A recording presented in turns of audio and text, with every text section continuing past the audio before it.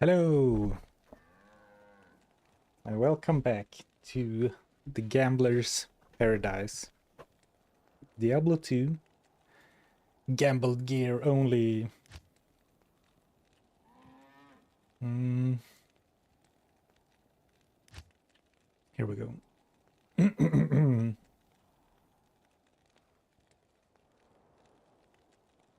Hello, hello. Thank you, Please No Shoot, for the Prime sub.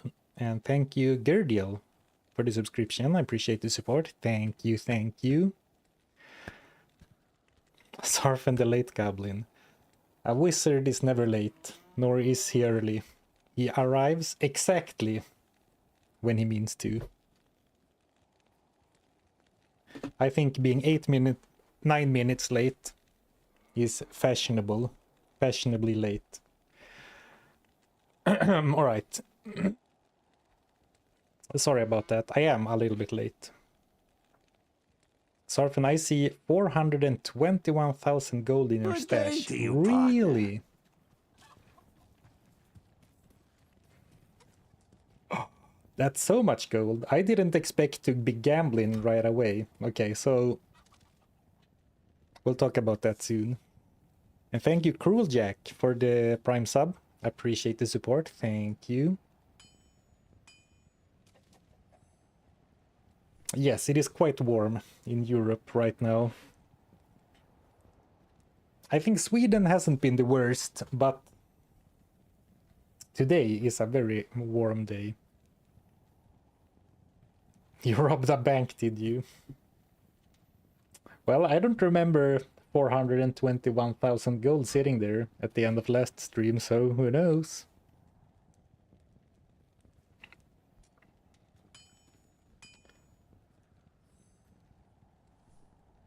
Alright, I haven't played in a little over a week, so I'm trying to remember what we did last time.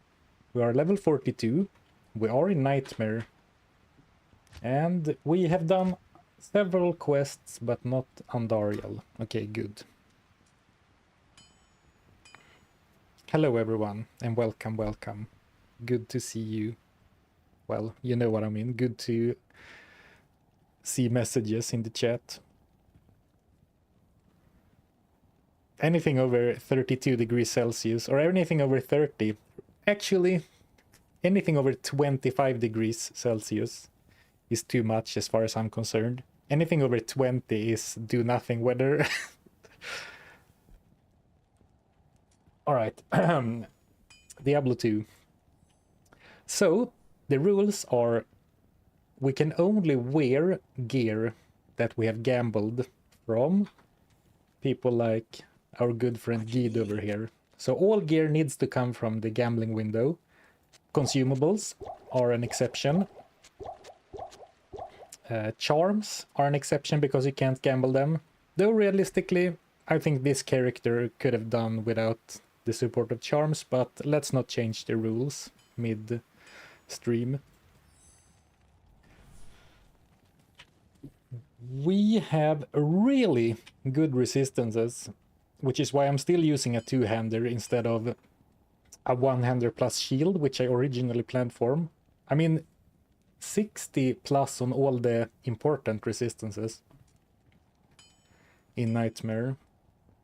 And of course that's due to getting very lucky with gear. So the last thing I remember doing was crafting Wraith Goad in a... What's the normal version called? A slasher scythe. Now I'm making stuff up.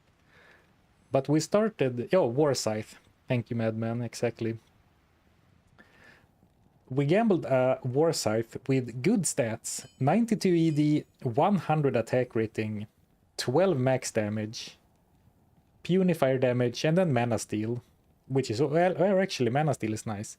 So really nice stats, and then we upgraded it with runes from the Countess. That's right, we farmed the Countess last time. Nightmare Countess. So we have a really good weapon now for Nightmare. And then for our helm, we have a cool rare circlet. But actually, it's not very good for us, right? Attack rating is nice. a little bit of damage, poison length reduction, but like druid skills doesn't apply to us, of course. Oh, we gambled this last time too, didn't we? Lifesteal, mana, and the mana is actually pretty nice. We have a small mana pool otherwise. Dual resistances. Oh yeah, this and this was the highlight of last stream. And then I think we have some decent rare gloves. Oh, attack speed and 27 fire res. 27 fire res. Good stuff. Lightning resist ring. I mean, 18 lightning resist is something. Attack rating ring. I mean, 88 attack rating becomes almost 400 after bonuses. Belt could still be better. But then the armor from the first stream, dual res armor with an open socket and 24 faster hit recovery. And we put an Ort rune in there. Super good armor. Will be hard to top this. Well, it basically makes it impossible to make a defense-based build with a studded leather, but it's fine, I think. And then, of course, I saved the best for last. 20 FR faster run walk, high dual res, gold find and magic find boots. Absolutely crazy. I can't believe how good these boots are.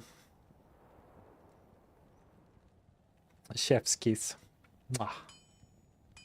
And then, of course, Emilio is on a vacation, so we have Ilsan, who inherited a cold damage circlet, a hard leather armor, and I mean, this could be replaced soon, but almost 30 to a single res and 50% poison length reduction.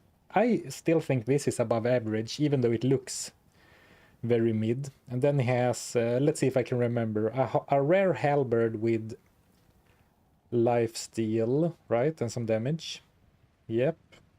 Oh, very low damage, but attack speed. So good lifesteal, mid damage, fast attacks. Okay. And I'm doing this refresher partially for myself, but also since it's been a while since I streamed. So the Chaos Tree is soft banned. I'm allowing myself to use the sigils, but none of the caster spells. And right now we only have 1 point in sigil lethargy. We decided to ban the demon tree entirely. We did, or I spoke a bit about allowing consume as a self buff, and I like that. I think allowing yourself, or allowing myself to summon a demon and then consume it, because then it becomes a self buff. I think that's fine, but so far we haven't done anything. We are a full-on cleave build right now. And we did a respec to max levitation mastery, because this one had like 140 strength and dexterity requirement otherwise. But now it has only 84 each, thanks to reducing requirements by 40%.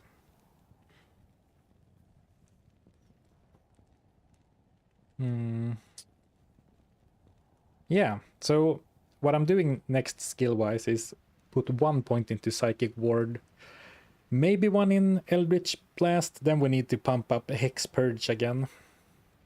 In hindsight, I shouldn't have gone max cleave and 1 point in purge. I should have spread them evenly, but the 360 degrees on cleave is so nice.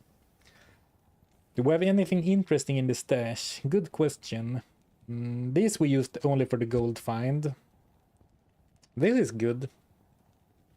This is arguably better than the rare one, but since we have almost capped fire resist, I decided to use this one, mainly for the attack rating. This one could probably be sold by now.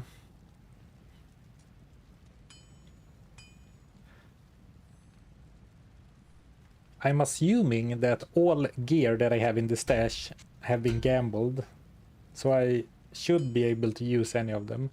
I mean, not the charms, but you know what I'm saying.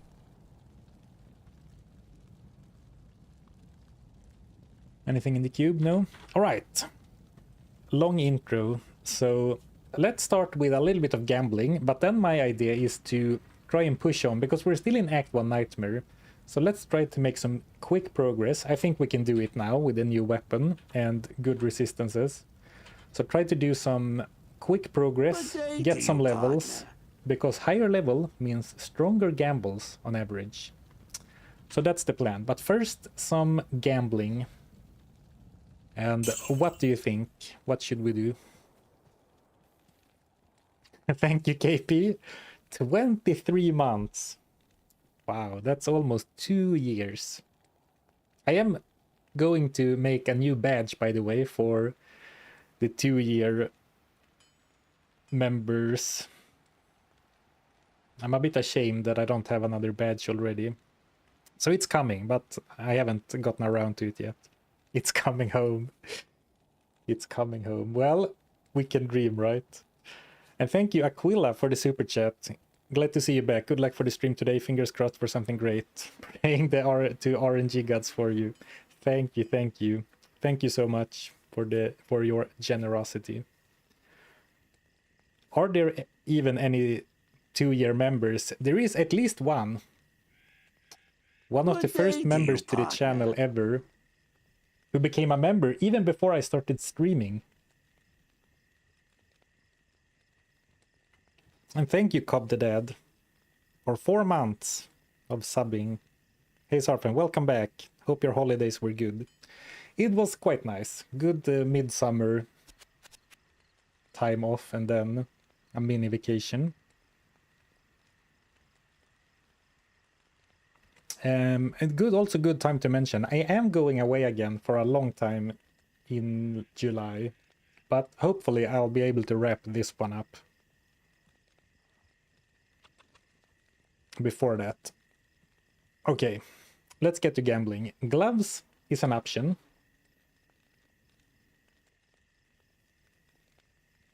Helm, or specifically circlets, are an option. Belt is an option. The jewelry isn't great, but I think now we're gonna stick to the line of thinking that since the price of jewelry doesn't change, it's better to save it for later.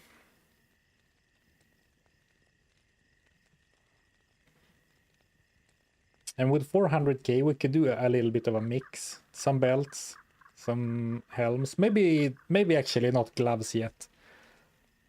27 to a single resistance and 10 attack speed is still very solid. But you could get something even better. Probably gloves would be best with hopes of Horizon. Oh, which glove type is Horizon? I have never seen that item. I didn't even know the final piece of the set were gloves. I knew about the Chris dagger and the hard leather armor. I didn't even know what the final one was.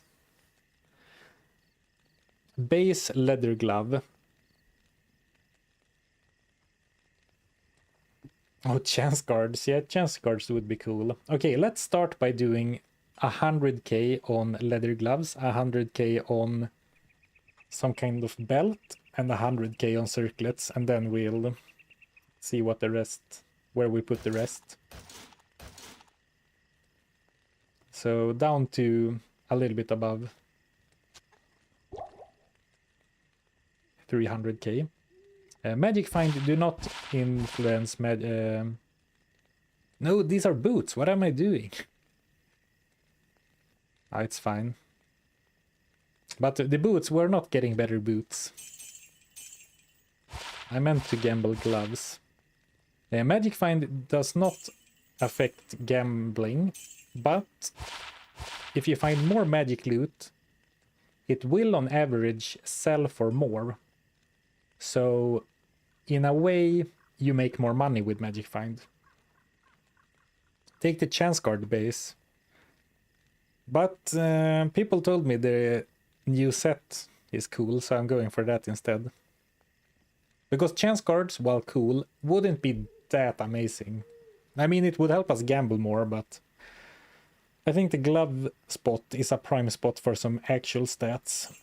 These are nice, but only 30 lightning resist is gonna be hard for me, especially when I have gloves like these. Same with these, basically the same, but I value fire resist higher than. I mean, 79 gold find. 79 gold find is 79 gold find.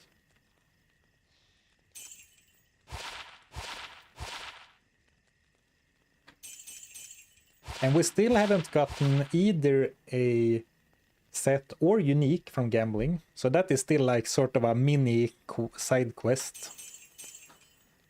Oh, I gambled way above, I gambled way past what I originally said I would go for. Whoops. Okay, we got a couple of rares, but not quite what I was looking for. Okay, let's go for circlets next, because we have them. And that's gonna be... Oh, circlets are so expensive now. That's gonna be like 2 circlets.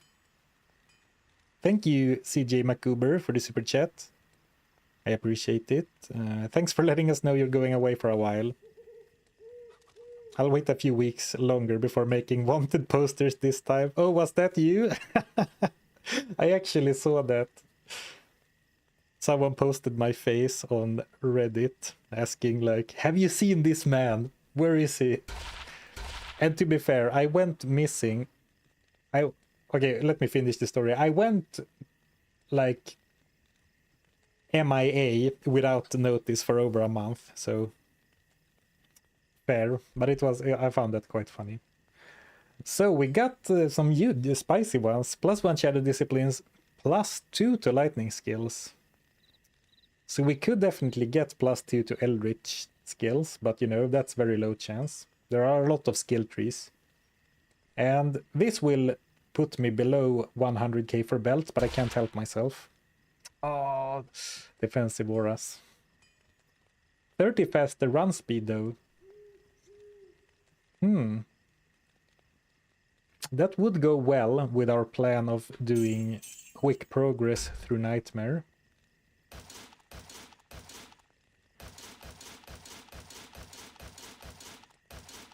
And let's go for the sashes again. And this time I will focus, because last time I gambled a bunch of sashes and then I sold some good magic ones that were demon hide sashes because I thought I couldn't use them. Because you can't upgrade magic items, you can only upgrade rares. But I failed to see that they were actually already exceptional. Well, that's a poor selection so far. So, rare sash, but this one is pretty stinky. Very bad stats. And now I'm double checking, but now of course, when I'm actually paying attention, none of them are demon hide sashes. Oh, and we're out of gold. Well, you can't get an upgrade every time you gamble, right? That would be unreasonable.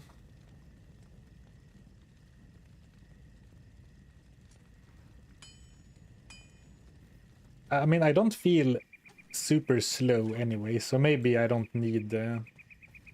maybe I don't really need this. Actually... Oh, he doesn't have defensive. I remember now, we have the Blessed Aim aura. Can you buff the mercenary auras by putting +2 defensive auras on them? I guess they aren't paladins.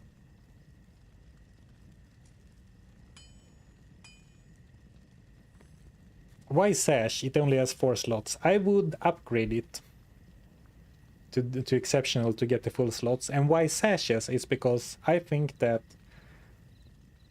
big ambitions, but one of the best belts in the game for us is String of Ears, which is the exceptional unique.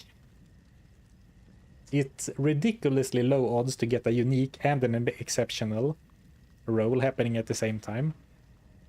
But we can at least give ourselves the chance. Is the no town run still in the works? Yes, it will be a supercut someday. Okay, let's slay some monsters. And I think we could go for a nice players 3.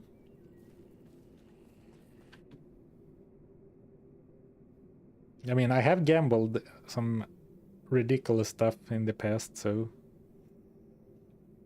And if you don't give yourself the chance, then you can't get lucky. Right, let's see if we can still handle players 3. I believe we did players 3 last time. Yeah, this looks nice. And the 360-degree cleave. I don't even need to pay attention to which way I'm facing. But as I said, 360 might be overkill. I should have gotten some points in Hex Purge instead.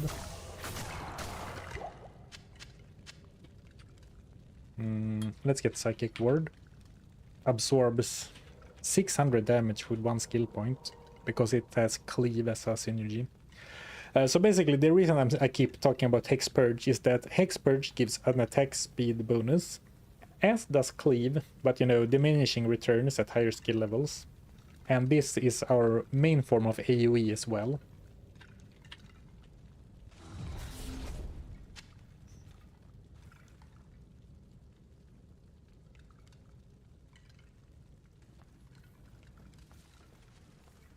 I used to tell people you could craft String of Ears with the 10 ears and a Demon Hide Sash.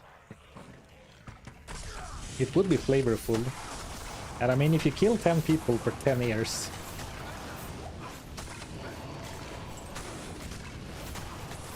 wouldn't be ridiculous as a reward. I guess it would be easily cheesed by like killing your friends over and over. Good day to you, partner. And I only really need to pick up stuff that I think can sell for a lot of gold, right? Like +1 to Abyss, +3 to Consume. Actually, I want to go to town right away to see if it actually... Because those are high-level skills. So does that mean that the book will actually sell for max? Even though it's a class-specific item? Yep. Nice. You don't need Blessed Aim when you don't need to aim right. I like how you think. With a 360-degree horizontal cleave with a big scythe, do you really need to aim? Thank you, Worthless Case, for the Prime sub. I appreciate the support.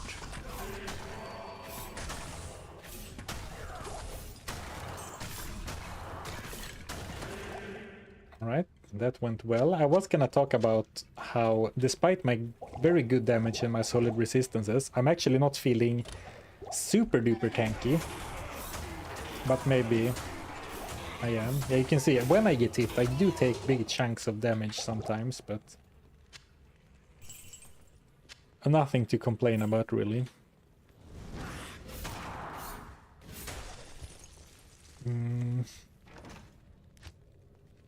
What are we doing with stats, though? I guess we're going all in on Vitality, if I'm complaining about my life total. Yeah, my chance to hit is good. Solid. I might want to invest a few more points at some point into Dex. I'm actually going to skip the Horadic Malus, since in best case it will... Oh, or maybe should we? Okay, let's see if we can find the Malus. I'm immediately backtracking on what I said.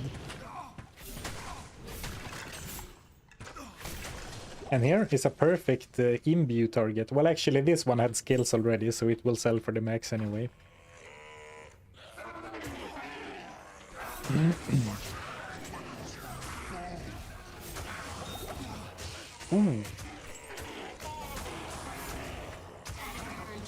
Extra strong. Okay, that explains the damage I took.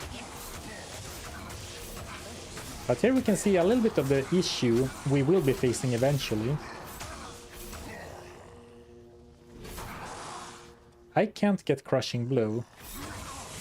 Well, actually, I can if we allow Consume. But, you know, you can't gamble gear with Crushing Blow unless you get extremely lucky with a set or a unique item. Actually, are there set items with Crushing Blow? I can't think of any off the top of my head.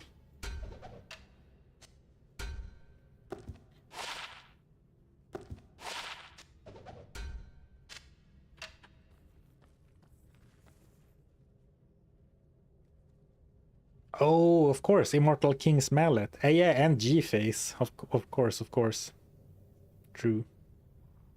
Horazon's Glove actually has 10 Crushing Blow. Okay, well then I definitely think it's the right choice to go for that.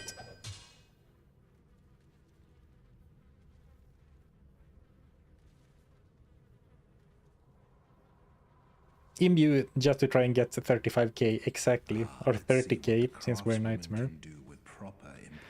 Hello Kano, hope you're doing well. Hello.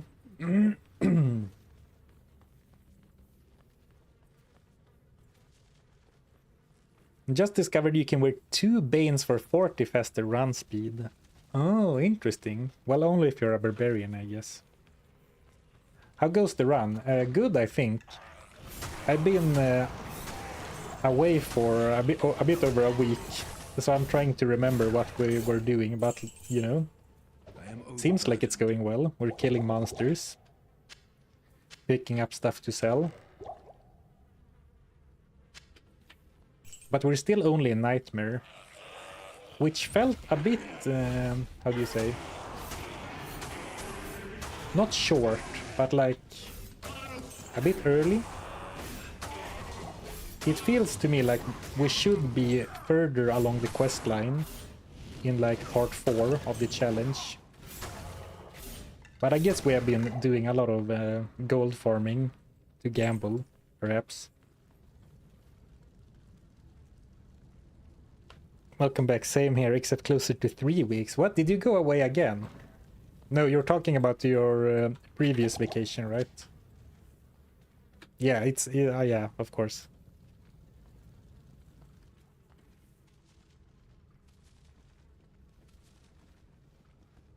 Can you even gamble Death Mask from Gheed?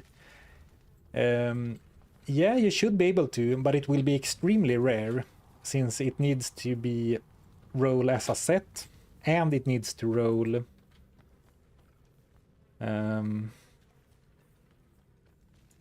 exceptional at the same time. So it's very unlikely, but you can. I mentioned this in previous streams. I have gambled War Travelers before, which is exceptional unique boots. If you do the math, it is ridiculous odds, but it is possible.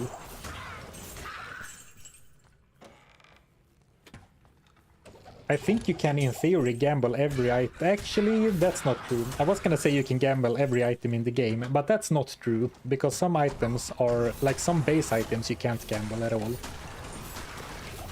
So that is not true.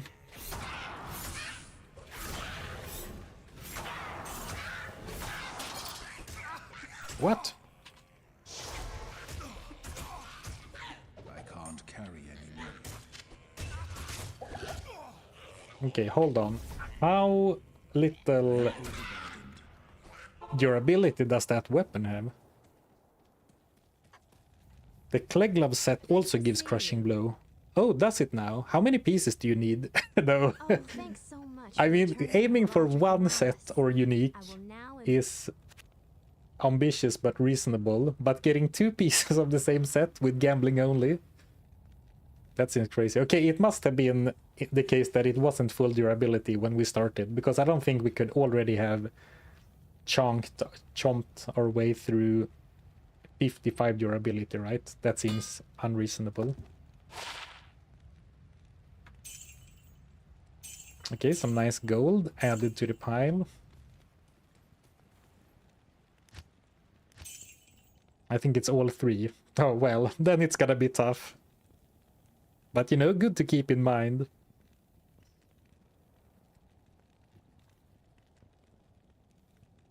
I might only know that because I've considered it for Ubers one time. Oh, man.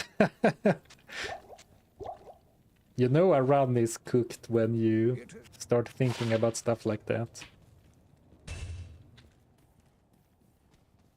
Oh, 35 crushing blow and 20 IES. Okay. Those are really good stats though. No denying that. And already 135k again. Maybe we don't even need to like stop and farm for gold. We can simply slay monsters, try to complete quests, and you know, just gamble a few 100k every now and then. Though I will say that the further we go, like when we get deeper into the game, a few 100k isn't that much anymore. Like you saw, the circlets were already 46k a piece.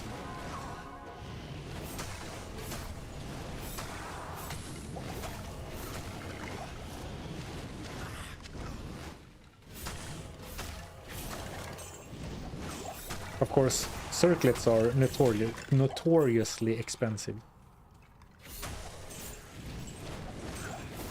Oh, the Jared Stone.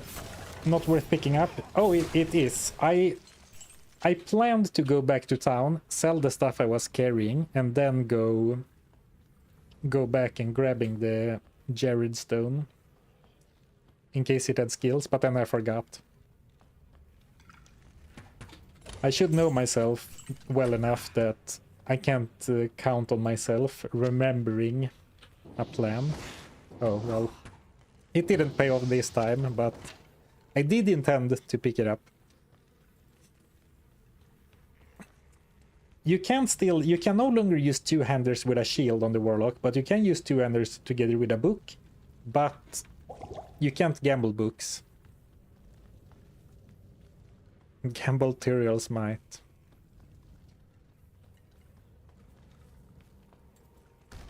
Well, actually, I don't think we're gonna end up being high enough level for that.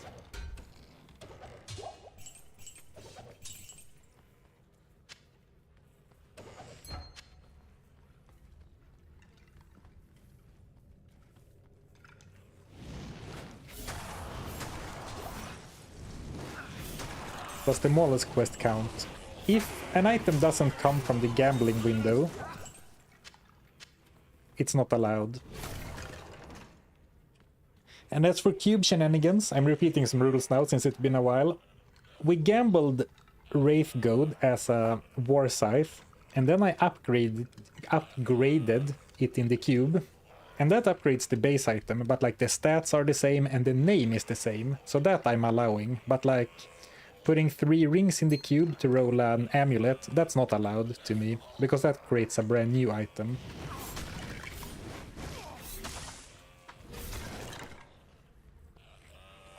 A little bit higher damage range than I would like, but not much to do about it. Still solid average damage.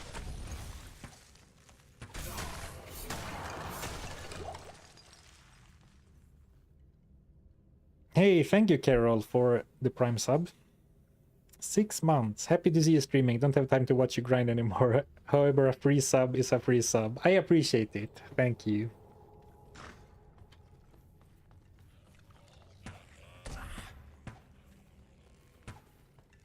Not being able to get a book is pretty limiting. It is, and you know, it sucks, but I don't like making exceptions to the rule. Like, but you can imbue 1 book, so you can use a book at all. I'm not a fan of those kinds of exceptions. Though I will say that when I picked the Warlock, I was very conscious about, okay, you can no longer gamble daggers. But I didn't really think about the fact that you can't gamble books either. And I was aware that they had changed his class-specific trait, so it's only books now. And not any shield in the offhand.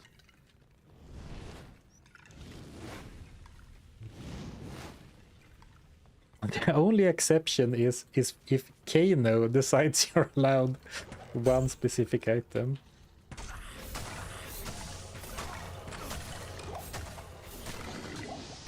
I am overburdened. Ooh.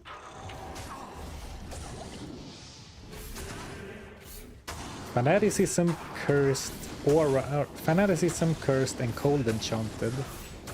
That's a nasty foul dog if I ever saw one.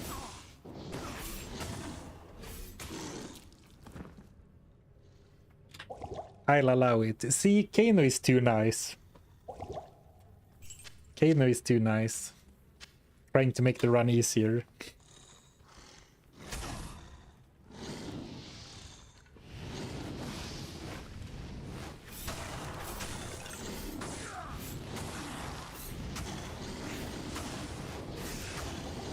Also, where is my mercenary? I forgot to rest him.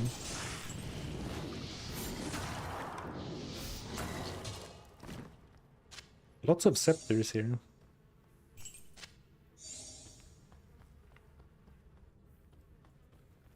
Yes, one-hander plus shield works, and I think it's still likely that one-hander plus a shield is what we will ultimately use for Hell.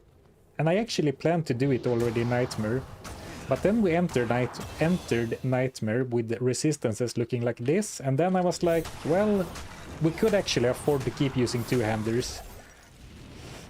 But once the resistance penalty goes all the way up to -100 in Hell, then I think we will have to switch to a one-hander plus shield and try to gamble a shield with, I don't know, some all-res and a socket. Is that too much to ask?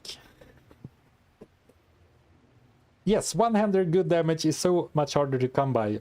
True, but also I don't think going into Hell with like 196 -80 resistance is a sensible choice either.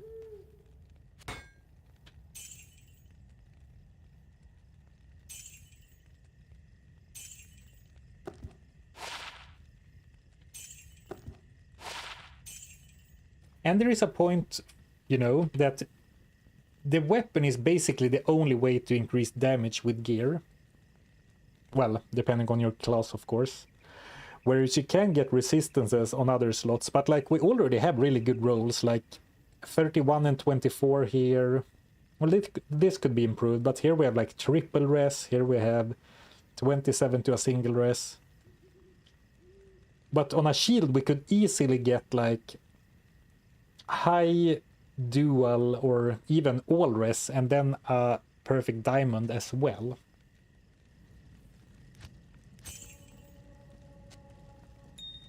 Well, we'll see when we get there. We don't need to decide. We don't need to make a... We don't need to make a blood oath about what we're gonna do in Hell. Hello. A stupid joke.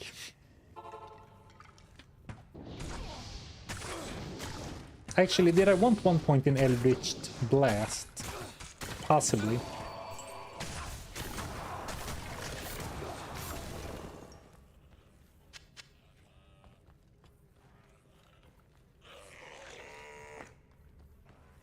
Oh yeah, no rune words. Otherwise, Ancient's Pledge would be good. But maybe we could try to make like Ancient's Pledge at home. Gambling a shield with either more than one socket or high dual or all res, and then use Larsuk to add a socket to it. Because I will also allow Larsuk quests, because that is basically adding a socket to the item, but the gambled item stays the same otherwise.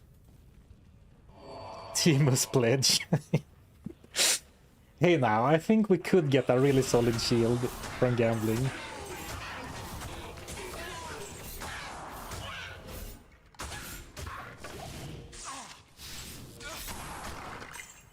Actually, something we could consider is also upgrading Ilsan's gear, actually.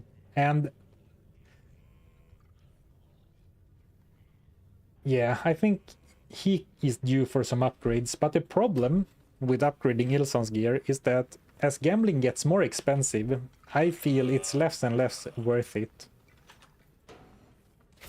In a weird way.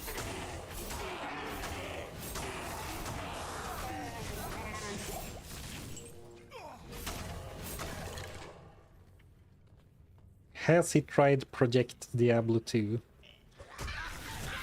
He has, but not since like 2017, 2019.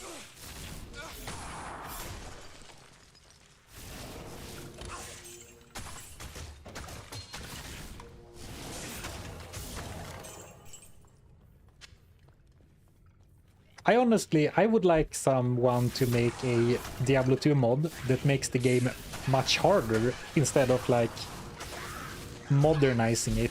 Because a lot of the mods for Diablo 2 is like taking modern ARPG principles and applying it to Diablo 2. Like expanding the end game, you know, making more stuff viable. I would like a mod that makes everything harder.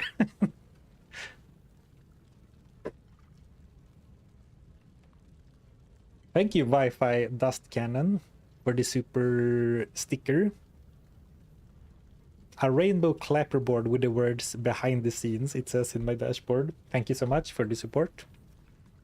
Sneeze coming. Weehoo! What would you do to make it harder? I don't know. And it's, you know, it's fine. Well, what would I do to make it harder? I would do stuff like only allow gambled gear, banning a few skill trees.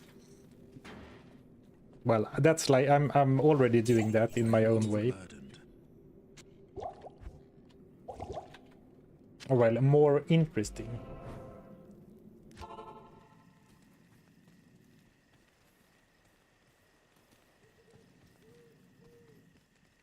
Hello.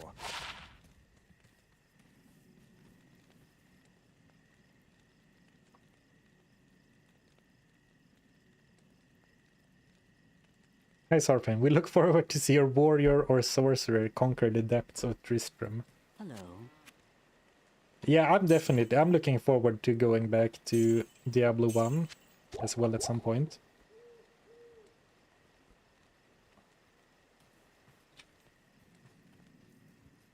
And I can't believe I didn't do this already, but once, because there was a bit of hype around Diablo 1 when I streamed it. I know Nuclear Rabbit did a couple of videos that did really well, and you know, my streams did really well.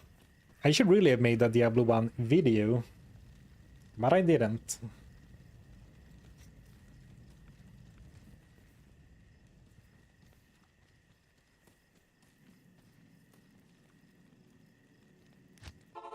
Yeah, actually, I'm gonna backtrack. I don't want any mod for Diablo 2 at all. I think it's perfect the way it is.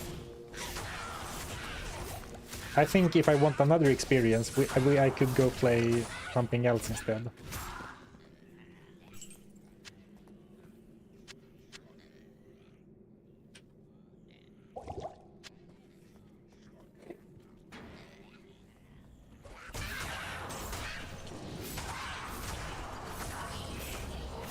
I believe we gained 2 levels so far.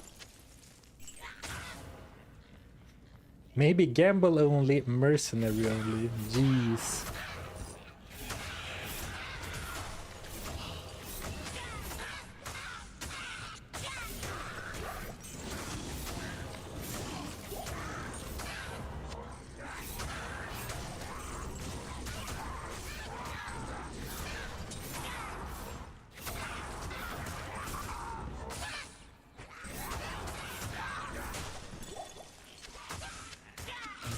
Am I doing a good job picking up loot? I think I'm doing an okay job. Oh, I forgot to sell. Well... Oh, this is a good imbue target, I suppose.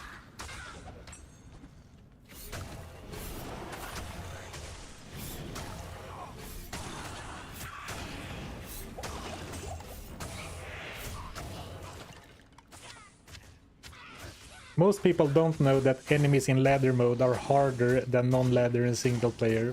Okay.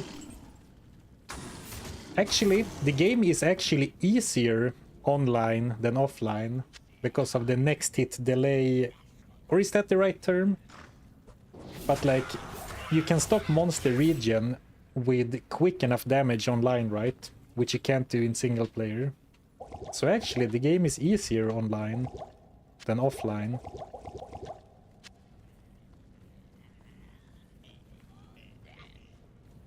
What about a challenge where you are only able to equip items which can be equipped by your current mercenary? Only 3 gear slots? Or 4, I guess, if you use the X3 mercenary. I love my gear though.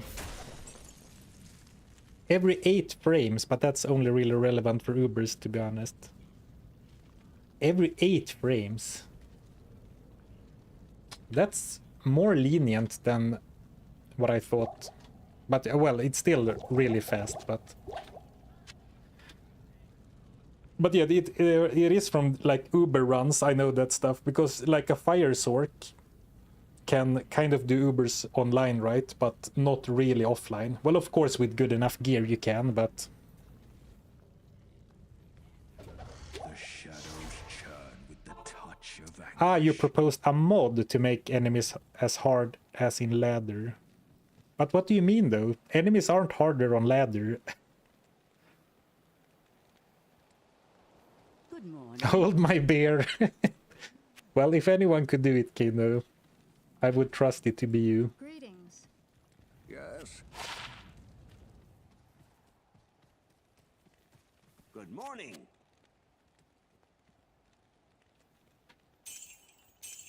Well, I don't actually need to look too closely. Oh, should I have kept that? Do I have any poison charms? Oh, I already had a poison charm.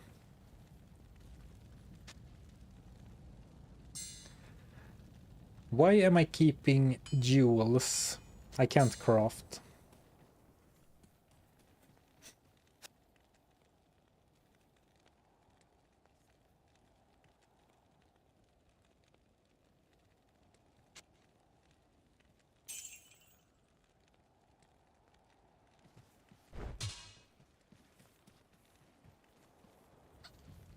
Greetings. Okay, let's see. So currently this one sells for a mere 554 gold. But this is kind of funny. We do a quest for Charcy, then we ask her to create a magic hammer for us, then we immediately sell the cool magic artifact back to her for 30k.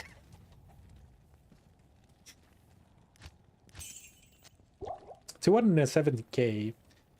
Let's go get the waypoint in the catacombs, then we'll gamble a bit before Andariel. But yeah, the run's going really well right now. And you can probably tell, because the only thing on our mind right now is like where to spend our money. You know, progress isn't even a concern currently. But I mean, usually you don't have like 60 plus most resistances and an exceptional weapon with this much damage at level 44 in Act 1, normal. Nightmare, I mean, of course. Actually, I'm a bit surprised about the level, but we have been playing on players 3 for a lot of the game.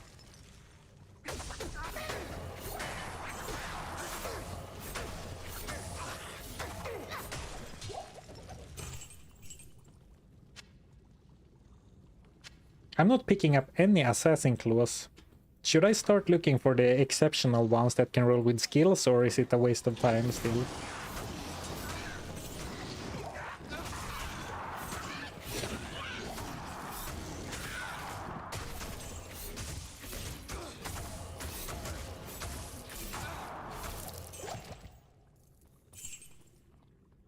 Would it not be worth keep rare items that sell for the cap and sell them in next act for those plus 5,000 gold? We did that while we were in normal, but now, unless I misremember, now the cap, since we are in Nightmare now, the cap won't go up until we reach Hell. But like when we found stuff in Act 2 normal, we saved them for a while. But now I think, you know, it's unreasonable to save them all the way to Hell. Or a mere plus 5k.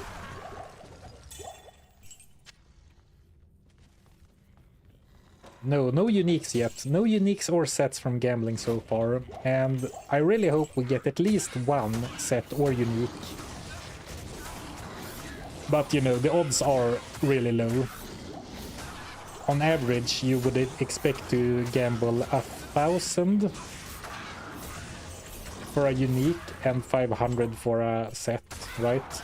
Or is it 1,000, 1 in 1,000 for sets and 1 in 2,000 for uniques? I don't remember.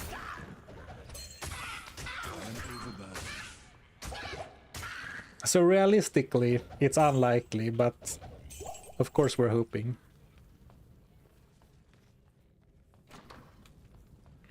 Okay, so here we have the waypoint. And I did promise gambling.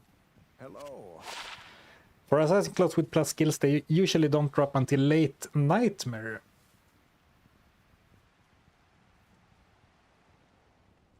Greater Talons can drop with plus 2 skills, but Greater Claws, I believe, can also drop with plus 2 skills. Then I'm not sure about the one before that, like the Scissors Quahab or whatever. Good day. No, the Scissor... I don't know. Well, I'll take your word for it. I'm not gonna start picking them up. Yes? Now then.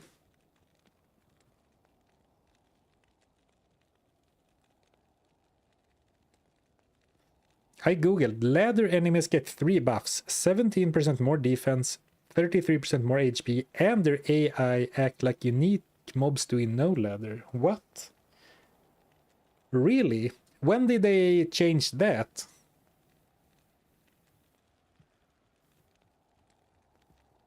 Did they... What?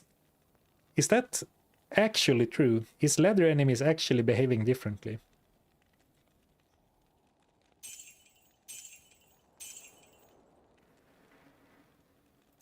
Am I gonna have to start doing some challenges on ladder in that case?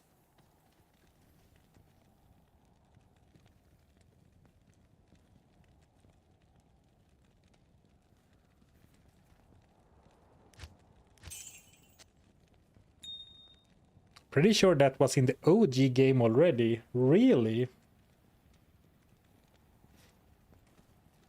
Well, good thing I didn't call you a liar to your face.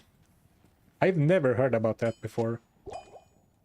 I had absolutely no idea that that was a thing.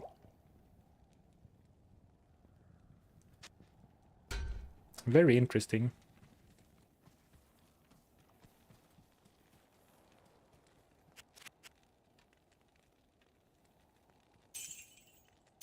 Well, then I would like a mod that makes enemies in single player as strong as ladder enemies. That would be a nice mod for me personally. All right. A few more belts.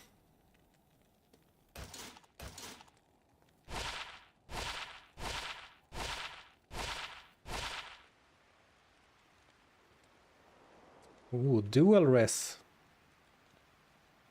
Cold and fire.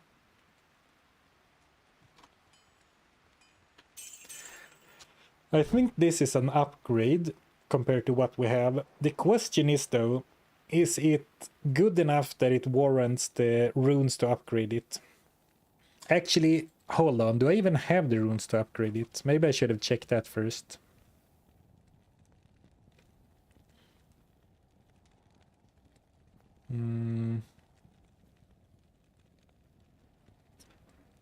I certainly don't have the gem to upgrade it.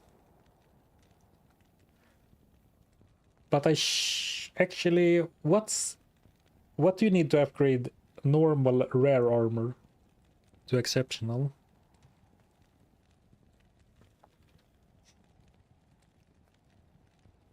It's only +4 slots though. But if you upgrade it to a demonite sash, we need Ral and Thal. Okay. Well, that's no problem. We have a Thal rune. And a perfect amethyst. But I don't have the amethyst. I don't have the rel. Oh, I do have the rel. So rel, fal, and perfect amethyst. Is this really good enough to do that though?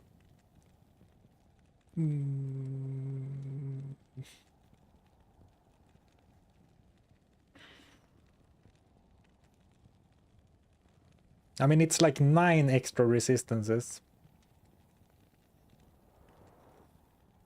Nah, it's not worth. Not worth. And I'm telling myself it's the attack rating. But realistically, it's the rune cost.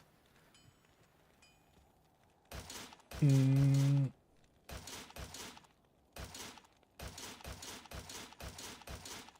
gonna keep going with sashes. Here you can see Demon Hide Sash, plus 12 slots.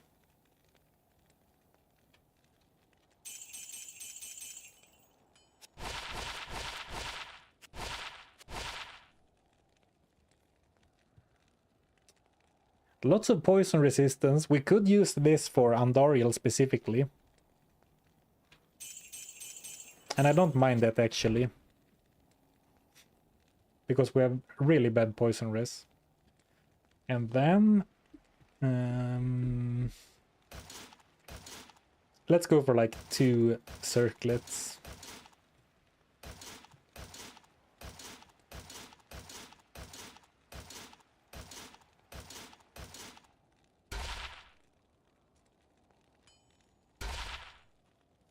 Oh. Well, actually, not really worthy, but that's fine. 109 attack rating, some resistance. Not great, but certainly it's better than what we have, right? Well, is it though? Okay, let's see. Because I think the ED from this is very small. Well, it's actually like 22 min damage and 23 max damage.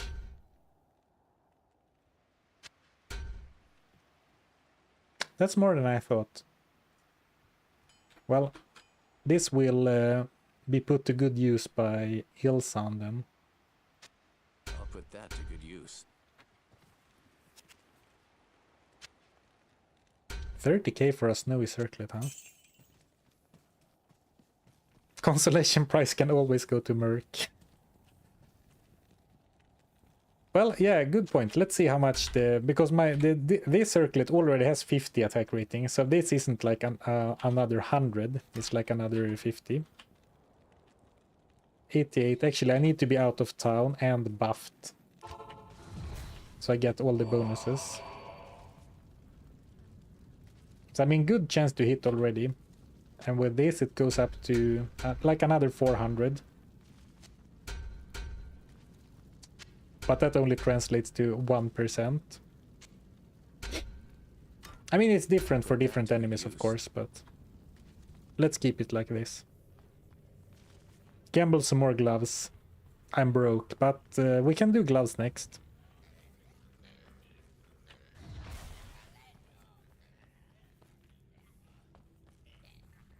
Oops, that's a dead end.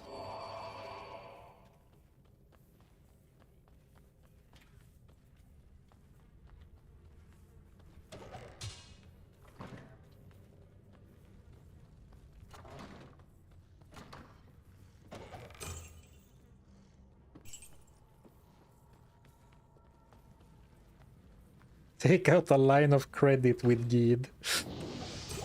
I would be paying, I would be drowning in interest payments on my debt if I could take out a line of credit at Gheed.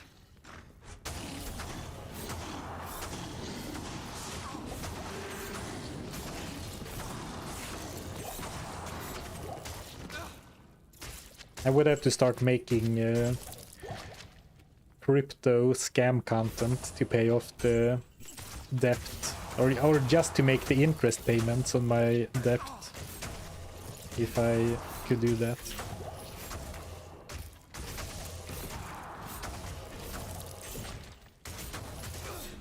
Get yourself a Pepsi with ice cubes later since it's so warm today. This man is really looking out for me.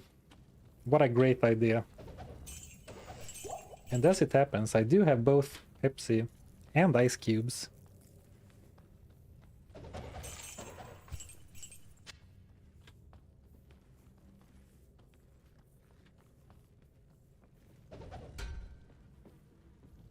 I have forgotten to check the bookshelves. Best friend in this forsaken camp. Oh, thank you, Ekeron, for 5 gifted subs. Thank you so much. I appreciate the support. Thank you, and welcome to the Goblin Gang. To the new goblins.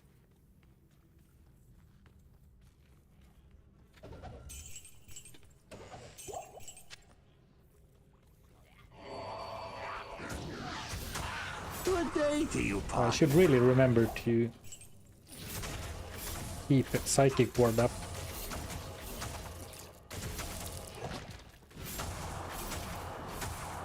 And thank you, Ekeron, for subscribing as well. Thank you for the support, Ekeron. It's much appreciated. I am overburdened. I am overburdened.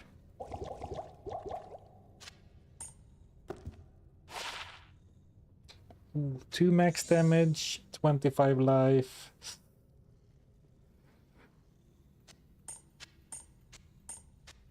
Ah.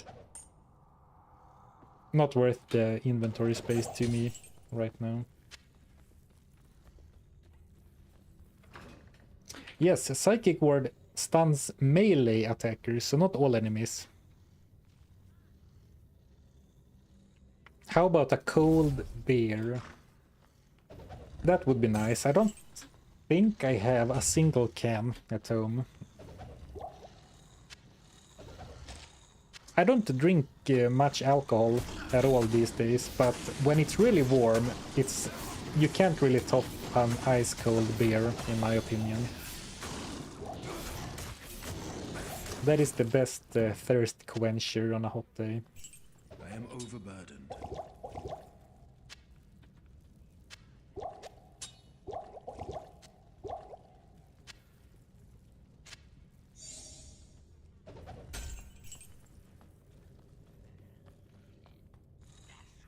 That's rare for a Swede. What's that supposed to mean?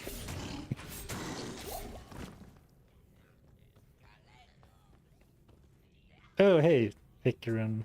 Usually at work when you stream, but been really enjoying the videos, VODs. Oh, I'm happy to hear that. Glad you like the stuff. Thank you again for the support. I hear your beer, but offer up vodka lemonade as a thirst quencher. Straight up grog. Well, not a grog.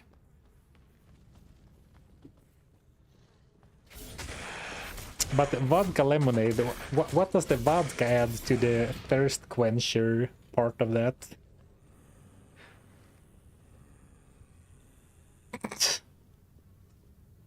Hey JK, I don't know how, but I know you're trying to troll me.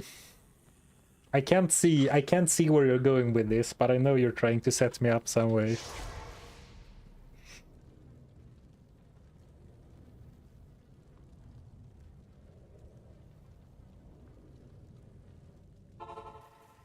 I did consider carrying the charm with, or the 25 life charm on me. And it's a decent charm, but I'm so greedy for loot to sell. Already another 100k.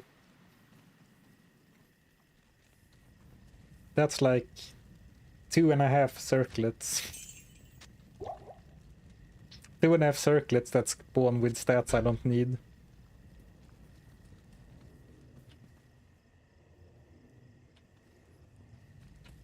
Well, we'll put some points into vitality though.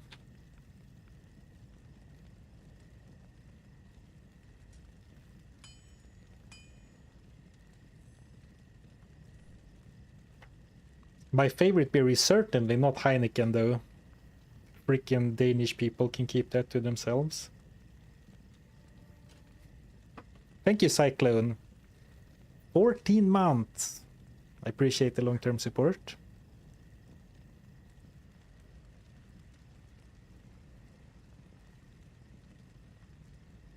I'm just kidding. I love my Danish viewers. But there is a certain sibling rivalry between Sweden and Denmark, in case international viewers were unaware. Actually, what am I doing? I'm browsing forbidden goods. And immediately I see 20 attack speed gloves.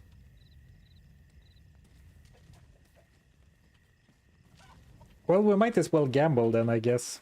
What you need? I don't remember exactly why I went back to town, because we have reached Andariel. But I'm going to... all this talk about beverages. I'm going to grab that iced Pepsi now. Indeed, and Denmark is the older, stronger, better-looking brother. If I wasn't in such a good mood today, Soreth, that would be an easy ban, or at least a timeout. Alright, super quick BRB. Unless someone can convince me otherwise, I will gamble 2 circlets, I think.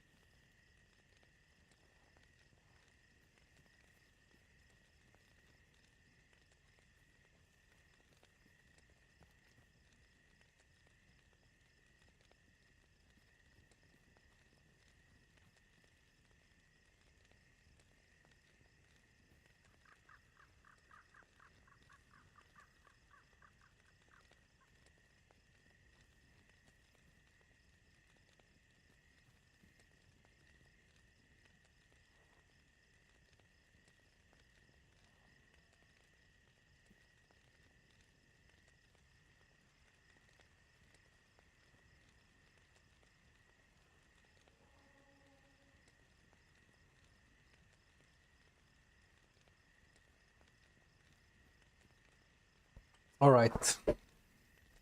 Oops. Sorry for the shake. I knocked my table. Thank you for all the support today, guys. And for hanging out, for watching, for spending this extremely hot day on the stream. I didn't actually have any ice, so there's iceless Pepsi, but at least it's cold. Me troll you? Never. Anyway, both of these. Alright. Thank you, JK, for the super chat, for your generosity. If someone doesn't know about JK Leeds, the green funny man playing Dark Souls, he does amazing videos. And he's a nice guy too. So definitely check him out if you haven't already. What temperature is it in Sweden? Around 30. I mean, we're a long country, so it's gonna be much hotter in like Malmö than Piteå.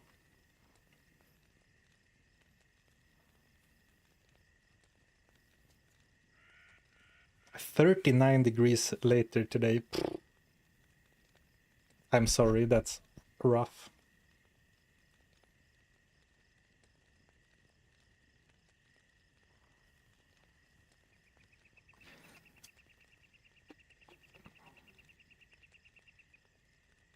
"28 in Örebro." Oh. I mean, I said it before, I think anything above 25 is kind of, you know, take it easy, don't do much weather. When it goes up to like 30, it's too much.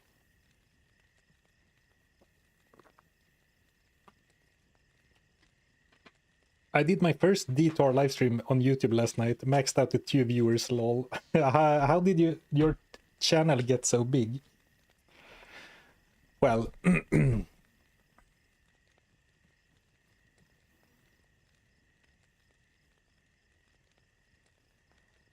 Well, the short answer is I don't think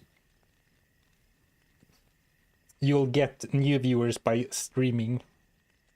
Like when I started streaming, I had already been making videos for more than a year.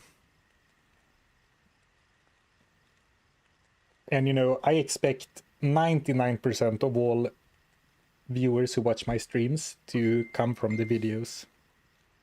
Like have seen a video before and then like, yeah, I like this. Let's watch a stream too.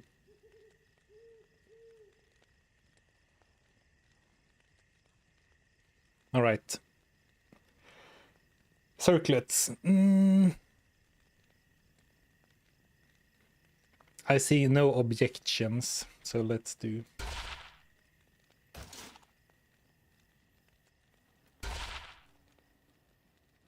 $28 to energy, 54% enhanced defense.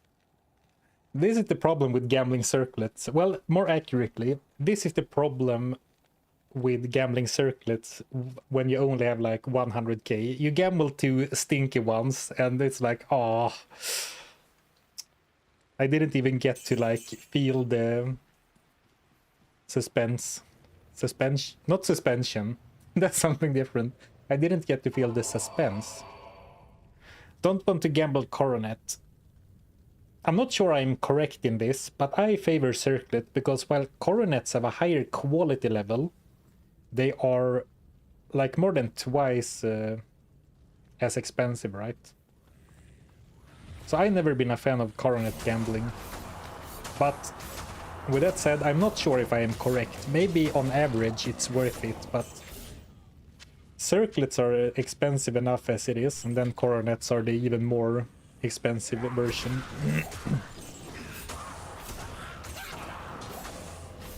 Oh, was it only like 80k? Well, then you could make an argument for it. I guess I don't even know how much more expensive they are.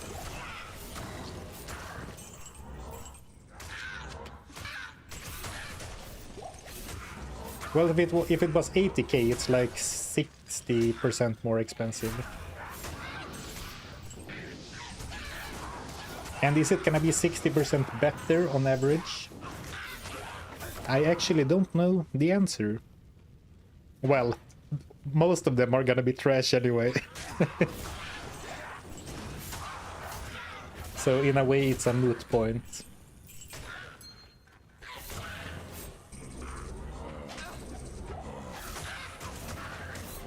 Oh, actually, I do have the poison rest belt.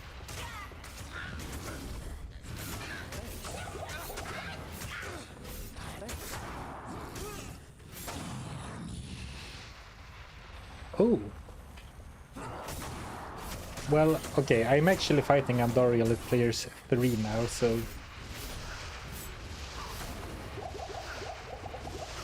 No! Whoops. Hello. Oh, whoops.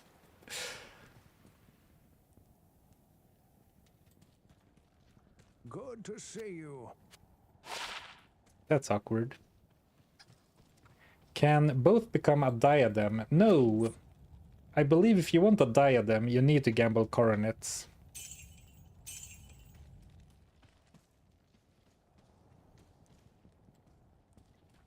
First death on this character. I think I died last stream as well, but the first couple of streams were deathless, so I felt good about that. Then I started dying. Why is Andariel blue? She's always blue in Nightmare. Inventory management death. We never learn, and I'm here for it. Yeah, that is unfortunately a bit of my brand, isn't it? Inventory management death. Where are your antidotes? I might have been a bit overconfident going into that fight. Yeah, I didn't even open a safety portal. I didn't buy any antidotes. Act 1 have been so easy so far that I was like, ah, whatever, let's just, you know, get it done.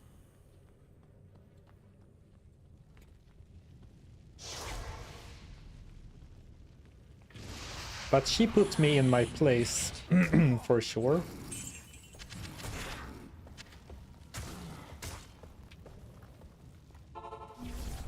Oh, I didn't even use lethargy.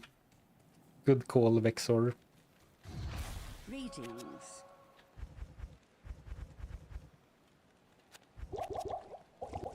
Like, you know, dying every now and then on stream. It's a little bit embarrassing, I'm not gonna lie. Even after all these years of mediocre gameplay, it still feels, I'm still like, oh, I died. But dying Thanks. and not even using all your tools, that's just silly. Okay, time for revenge.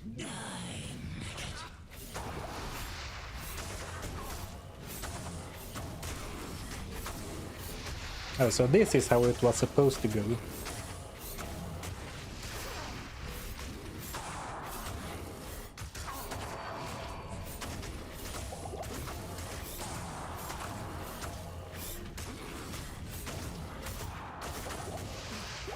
Inventory management, but safer this time.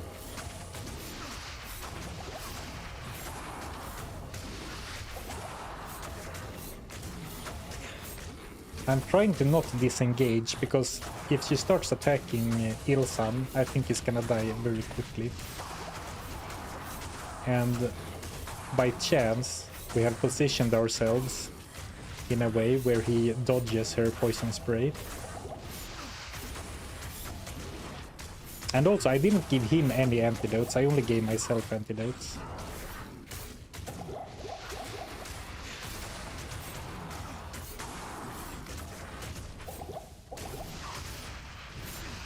And also, you know, whenever you die with antidotes or with regions in your belt, it feels bad. Oh, will he survive? Aiden's anguish Any antidotes on the ground? as he loomed over her charred corpse. Thanks. Thanks. Oh, I saved him. Well, victory achieved, but not in a super convincing fashion. But yeah, lots of lovely loot to sell.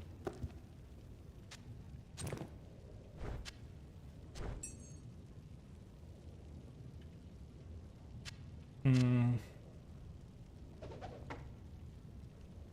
am overburdened.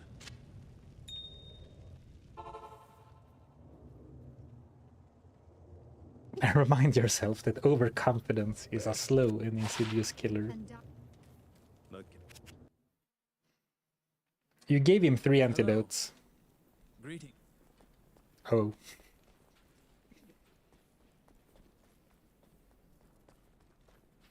Damage output looks crazy inconsistent with this build. Well, like my max damage is almost 3 times, not quite, but almost 3 times my min damage, so that is one thing.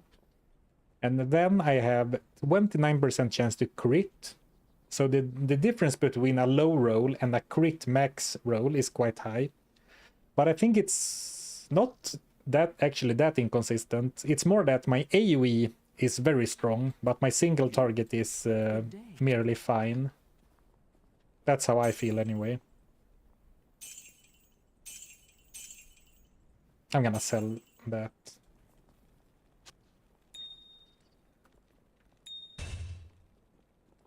And I'm gonna keep 3 chipped gems and try to remember to re-roll any wands or staffs, staves I find.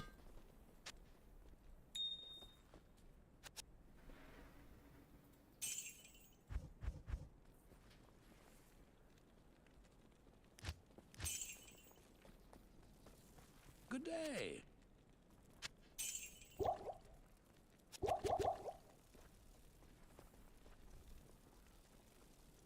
Did you know that if you play with a controller, you never need to refill your belt? I actually knew that. My buddy, the Nuclear Rabbit, plays with a controller a lot. And then the way it works, if you put a health potion here, and you have more health potions in your inventory, it just auto refills. Or like it drinks from your inventory, in a strange way.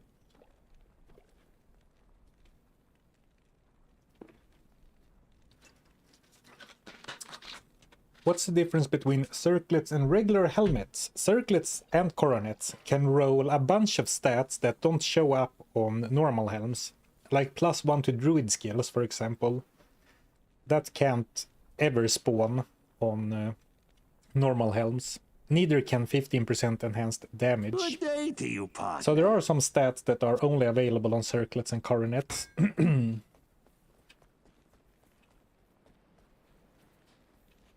But I think I'm mainly looking for defensive stats right now.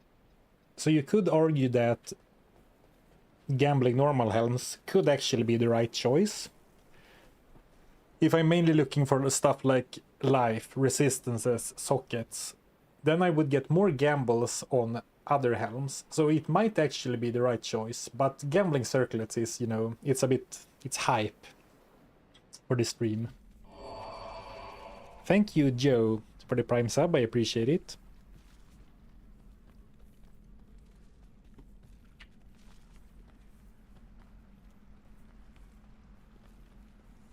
So let's find a pack of normal enemies.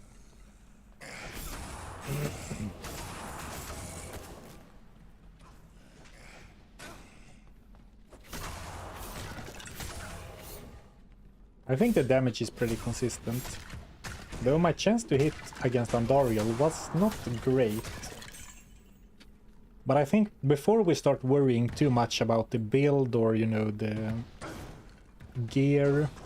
Well, we're always worried about the gear because, you know, that's the whole point of the run.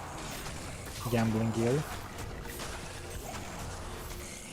But, you know, the fastest way to make boss fights easier is to fight them at players 1 instead of players 3. And I think my plan has always been to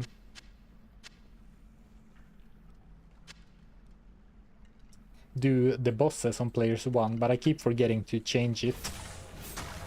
And it's fine.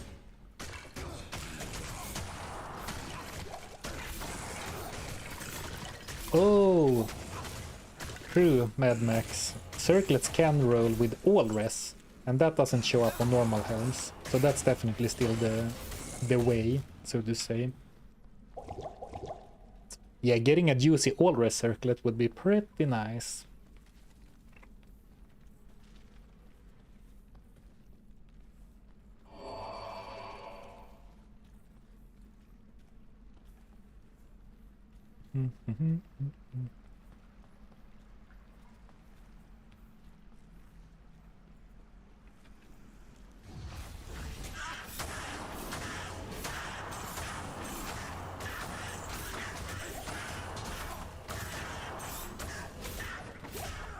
I keep running into a bunch of double elite packs. I've noticed a few times how I'm ambushed by 2 packs of elites of the same enemy type. I am overburdened.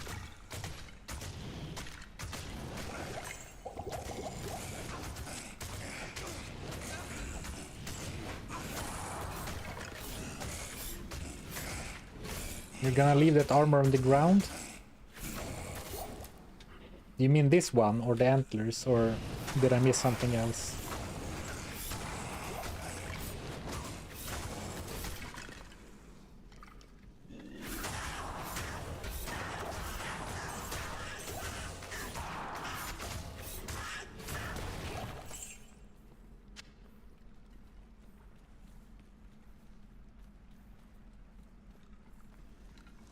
It should be to the left, right? So maybe down here.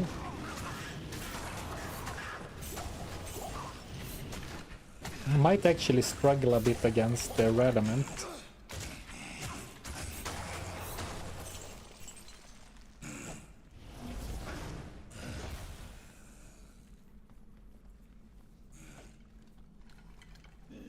Yeah, here we go. Well, actually the AoE should take care of his minions, but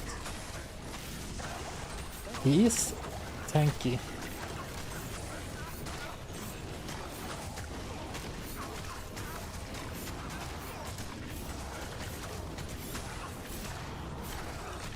Alright, this is fine, because he is stuck in some kind of loop where he only heals and resurrects skeletons instead of spraying me with his super deadly poison. Might actually be because I have such long attack range. Interesting.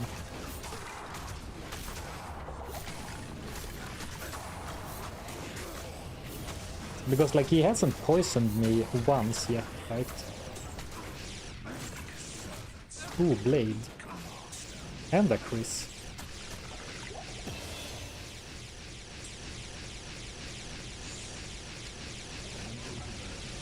And a scale mail. Well, scale mails are whatever, but a little bit of gold, perhaps. Actually, a poignard, but that wasn't. That didn't have any skills at all. 1 to Hurricane. That's a level 30 skill. I wonder if 1 to Hurricane is better. This will be like 4 or 6k, so not a lot. So I'm willing to see if 1 level 30 skill is worth a lot. Good day. How may I help you? 8, that's fine. This we like to see though. 30k, 30k. 30k again. 90k in daggers, just like that. 200k already.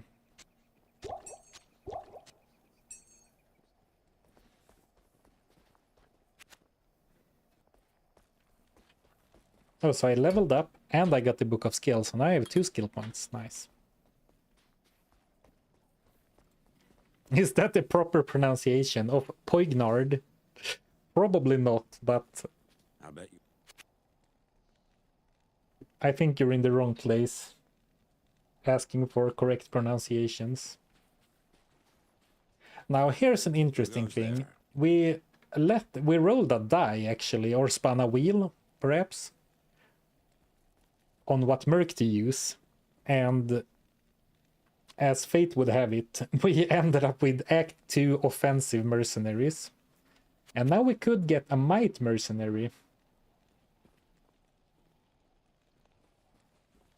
But is might better than blessed aim currently? 225% attack rating is a lot.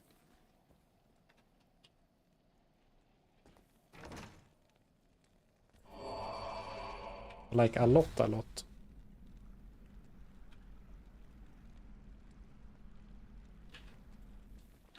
And also there wasn't any might Emilios.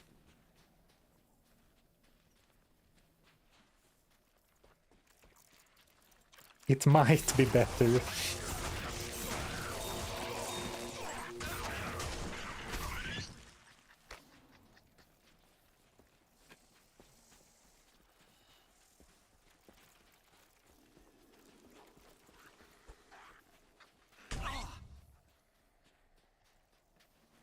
Why not a Holy Freeze? Because the fate had us lock into an offensive variant.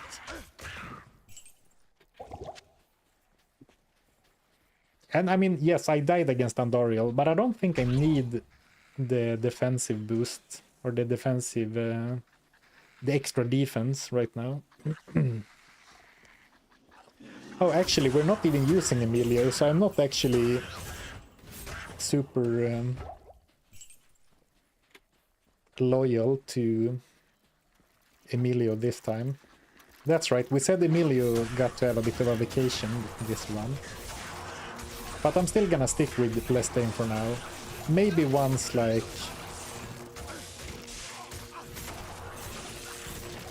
Let's see, actually. 135% attack rating here. 183 here, and then like 65 here. So this still adds like 40 maybe % of my total attack rating bonus, maybe a bit less.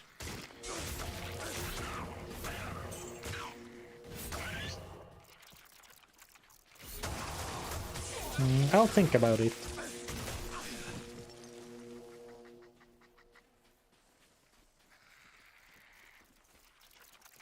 The negative poison rest finally got to us. Yeah, I guess. I mean, I think the way I approached the fight was a bigger problem than our poison rest. Since after having that wake-up call, the next attempt went fine. But it is true that sometimes, like, I think poison is the least important resistance. But sometimes that makes me think that it doesn't matter at all, which is of course not true.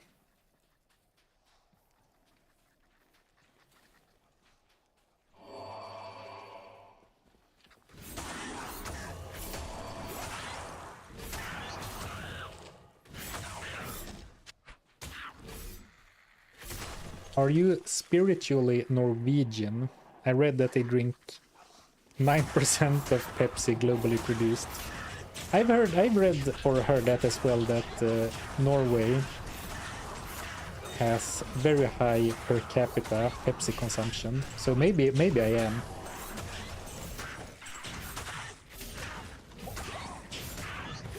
And you know, I'm sure you have noticed the striking similarities between me and Erling Haaland, right? So maybe I have some Norwegian ancestry.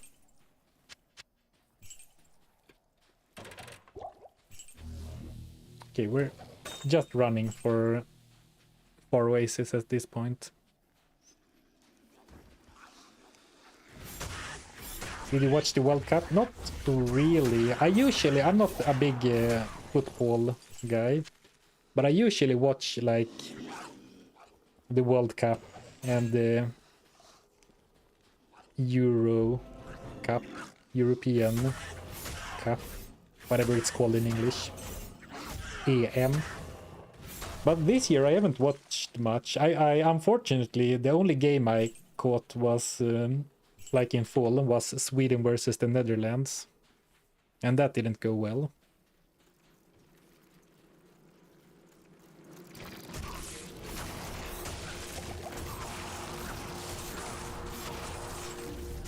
Dr. Pepper beats Coca-Cola and Pepsi. Ah, get out of here, no way. Dr. Pepper?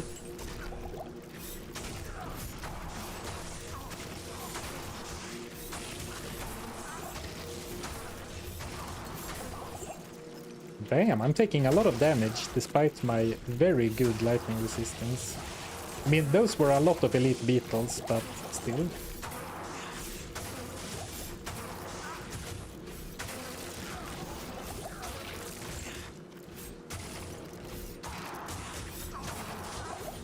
Ooh, 29 life, did you see that? I didn't see the ghostly beetle. I thought all the elites were gone.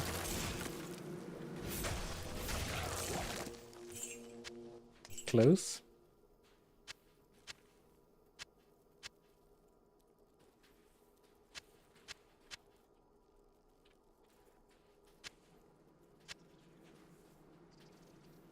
Oh, perfect. I was just gonna say maybe we should go and grab Ilsan. You say elite beetles, Yes, I hear elite experience. Yeah, I don't mind fighting beetles because of the experience. Good evening. Good evening. 1 to mana.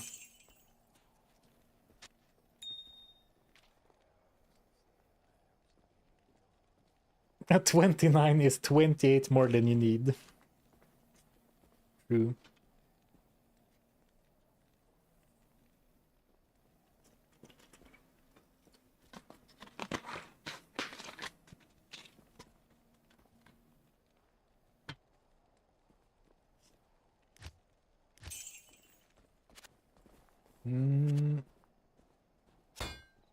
I think we're gonna... I'm not exactly sure what I'm holding out for, but I'm like, let's hold off on the gambling. Maybe a few more levels, maybe a bit more gold, so I don't gamble 2 circlets and then it's over.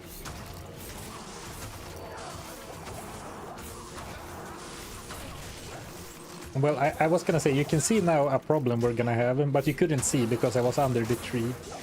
But a big problem this character will have is cold damage.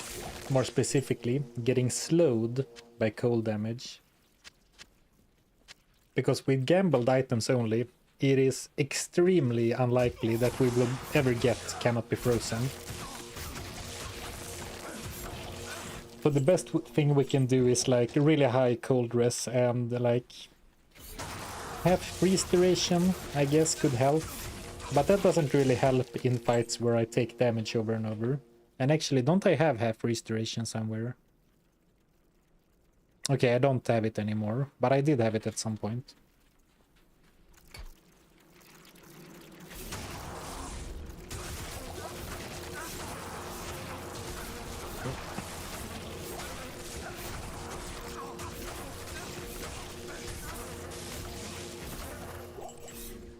Maybe we will end up but maybe we will end up going for Echoing Strike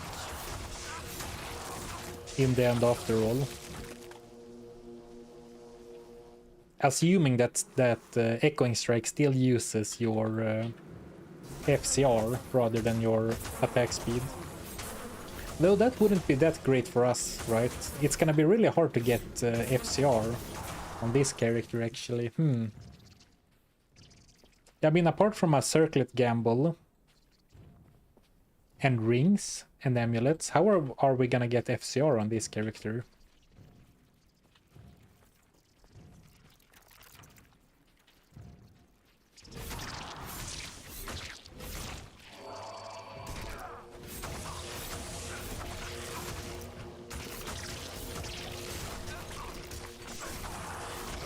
I am kind of questioning whether or not Eldritch Blast is really worth it right now. I mean, the leech is appealing, but the damage is very low. And I'm not gonna put more points into it for a while. Gamble a lidless eye. Well... true. Oh, actually, yeah. Yeah, Joe. Death's Sash gambled at lower levels is about the only way to avoid freeze. Oh yeah, that's actually good that you pointed out, because that was actually the real reason why I was gambling Sashes. I thought it was because we were going for String of Ears, but actually what we were going for, I remember now, was Death's Sash. So we should definitely keep gambling Sashes for our belt slot. I forgot about that. That was the real reason.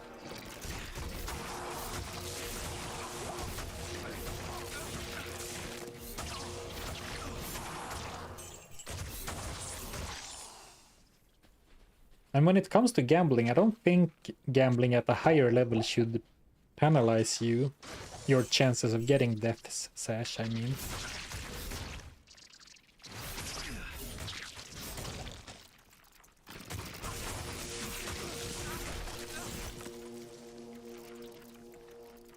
Ah, yes, of course, true. Lower cost. Yeah, very, very big difference in cost per gambled sash. That's true.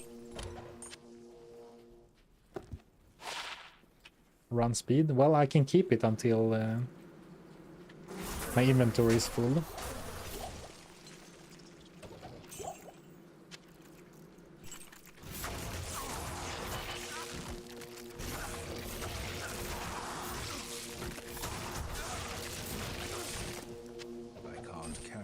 Gheed the Swede. Just finished Lucky Paladin Unique's only playthrough. Awesome stuff. That was a really fun run. Fun itemization.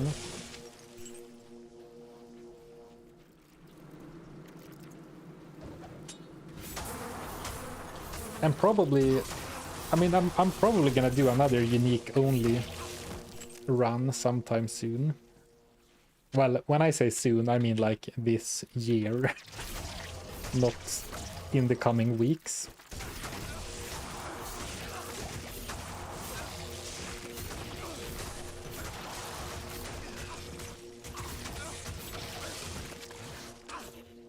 At higher levels, you add exceptional and elite belts to the pool. Okay, that's also true. So actually, it is much worse gambling for Death Sash at higher levels. For multiple reasons. Though it's not like I can do much about it, but you are absolutely right.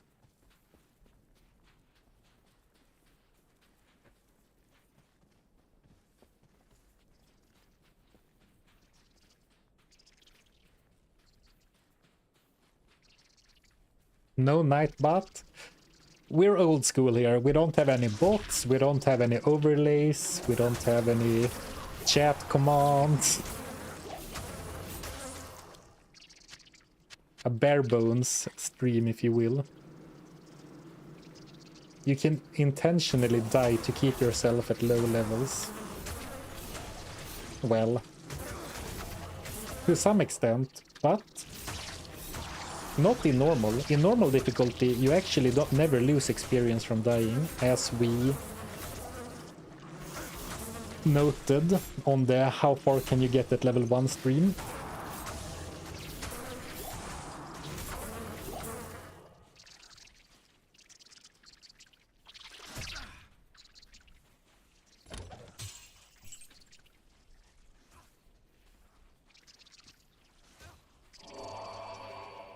Here it is.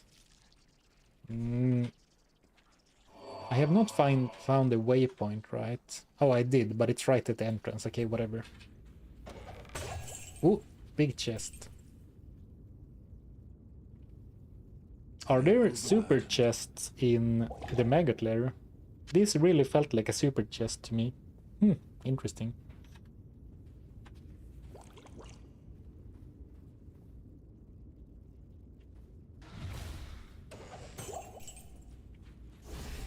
Considering I just finished watching your random guy, Barb, this challenge looks so chill. Maybe it's because it's still a nightmare. Well, maybe that's part of it, but compared to the random guy, Barb, most runs are chill in comparison. I can't carry anymore.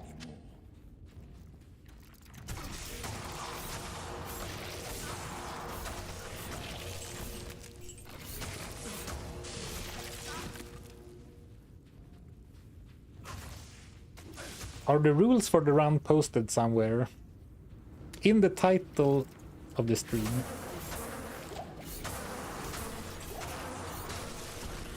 Jokes aside, I go into them a bit at the start, so you can rewind the VOD. But basically, the gear needs to come from the gamble window. Hand scythe. So hand scythe can roll with skills. But Claws of Thunder and being ethereal, I think it's gonna be too little.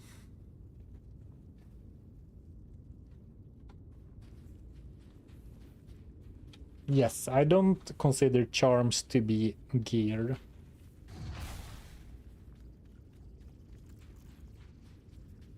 I guess I should have used the word equipment, but you know, you want to keep your YouTube titles short so they don't get cut off too much. And equipment is a longer word. Gambling only is also my retirement plan.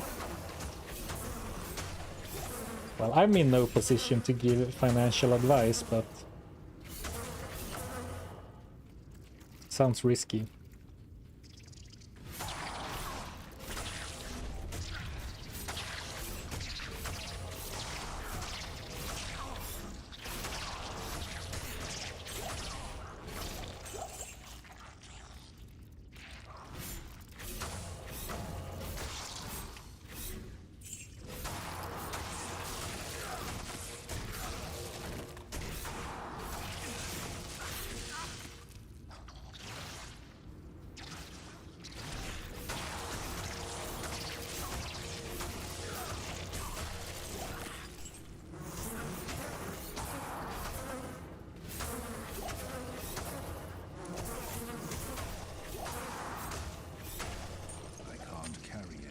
But like gear is a slightly larger, how do you say, definition than equipment, right? Equipment is stuff you equip, whereas gear can mean a broader set of things, right? Well, in the context of RPGs, gear usually is synonymous with equipment. But like in the broader sense, gear is a broader word, right? They say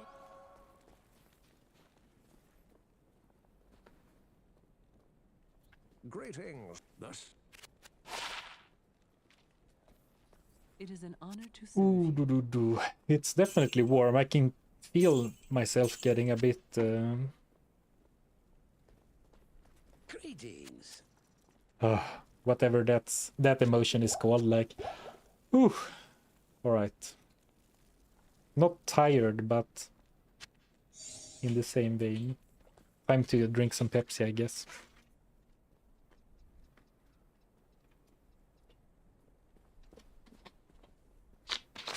Lethargic. Yeah, that's apt, I think.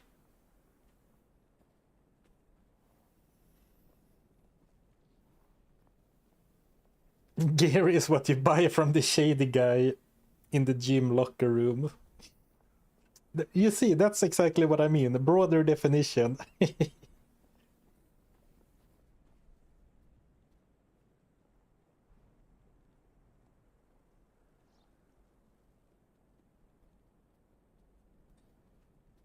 I might need a bit of a Good snack day. soon. Looking forward to that, but first, let's kill Fangskin as well, and then we can consider more gambling.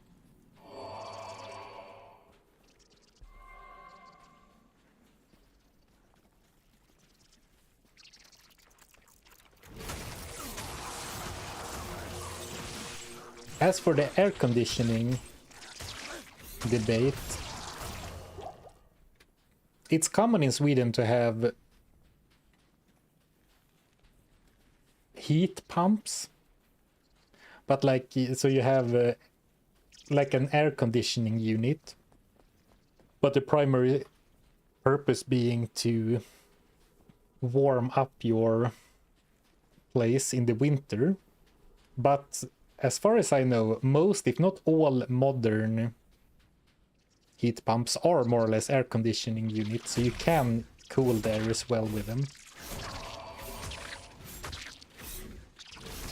But usually they are placed in like the entrance of people's houses.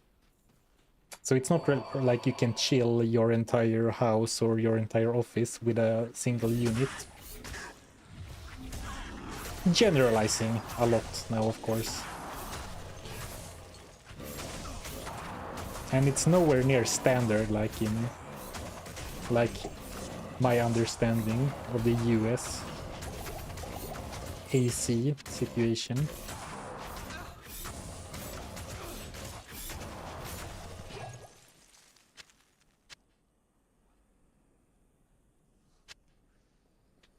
Typical engineering talking thermodynamics on stream. Well, okay, the most important thing is air flow. Well, to an extent, the air that flows around you needs to be cooler than you. But it's called like, I don't know the English word, but like forced convection, if I'm trying to directly translate from Swedish.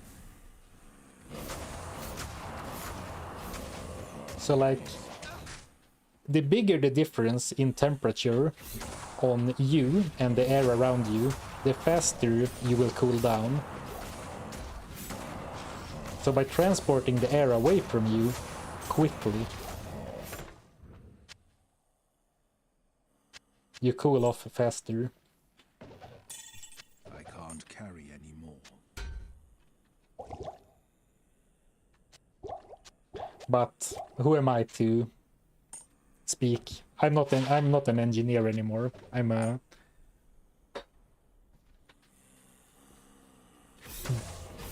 Diablo 2 streamer, I guess. Yeah, using the air to pull heat away from you. Exactly, because you can't, there's no way to like radiate heat. Or like, sorry, radiate cold. Like you can't, strictly speaking, you can't add coldness to something. You can only lead heat away, right?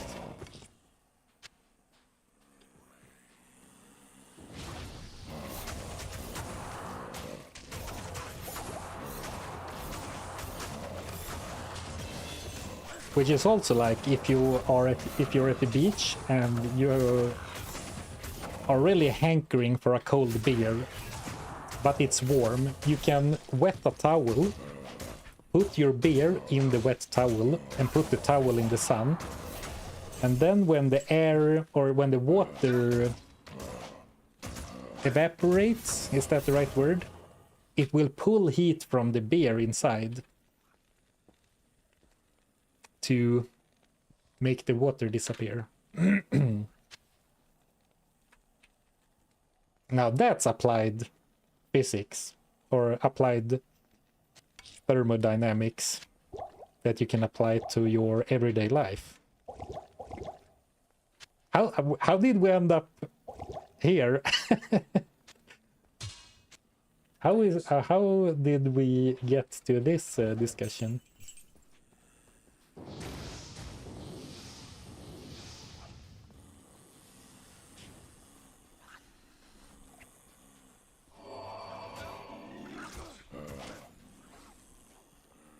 Once an engineer, always an engineer. I suppose.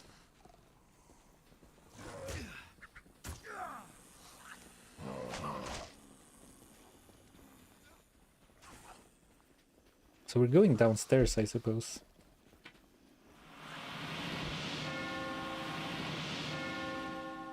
And I think I'm going to lower the player setting.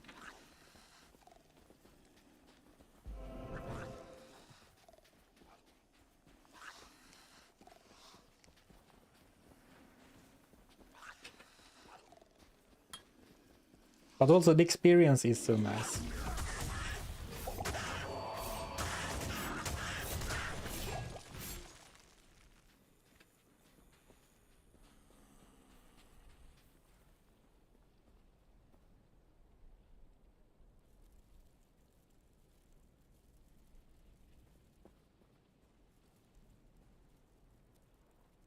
One more try. What's the hardest challenge you've ever done?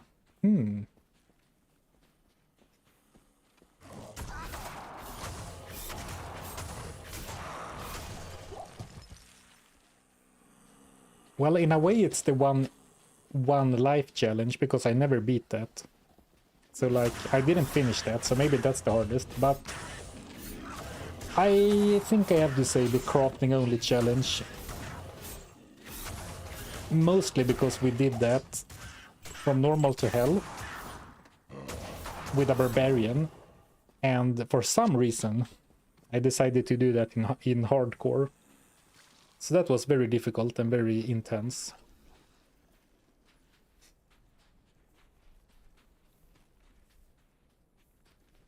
Yeah, I saw Cooley did that now. Cooley did beat the one life challenge.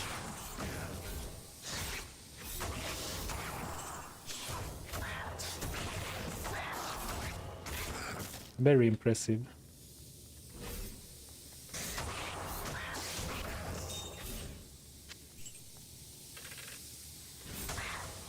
I think the most fun challenge for me is still the one-shot challenge. And maybe that goes back to, you know, once an engineer, always an engineer. But the one-shot challenge was really a constant stream of, you know, problem solving. Okay, we beat this obstacle, immediately the next obstacle, and how do we solve that situation? Like you couldn't beat the one-shot challenge by simply playing better, right? We constantly had to find, you know, okay, what do we need to get to the next damage threshold, and then work towards it. So, you know, a fair bit of grinding. But a lot of it was also like, okay, what can we get for different gear slots to maximize the damage at every point? Like, not long term, right here, right now. And that was really fun to me. Like looking up what level to cube rings to get access to skill amulets as early as possible. You know, what level should we gamble leather gloves for a chance to get +2 martial arts instead of +1?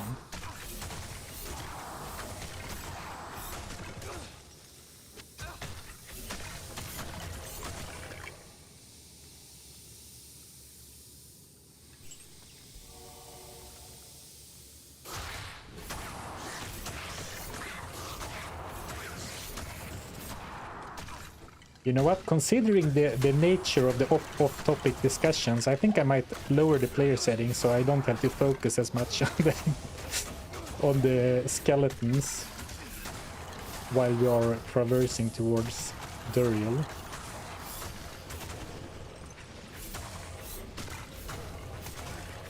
Level 48.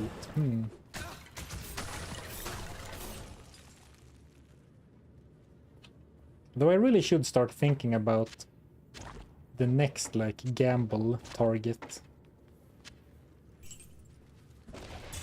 Just claw vipers. How disappointing.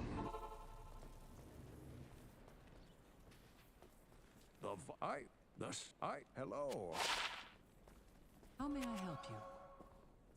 I should have identified some of this before bringing it to town, I suppose. 2k and 3k. Well, every bit helps.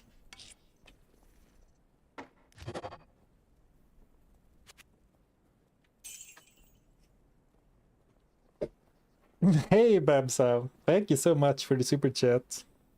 Appreciate the support. Gaming is bad for you kids. Don't follow Sarfran's example. I guess the world needs engineers more than they need gamers. I guess that's true. Thank you so much, Babsa. Hope you're doing well in the extreme heat wave.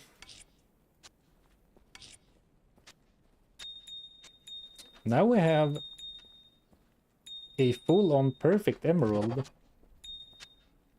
What were we using? Why did we want the emerald?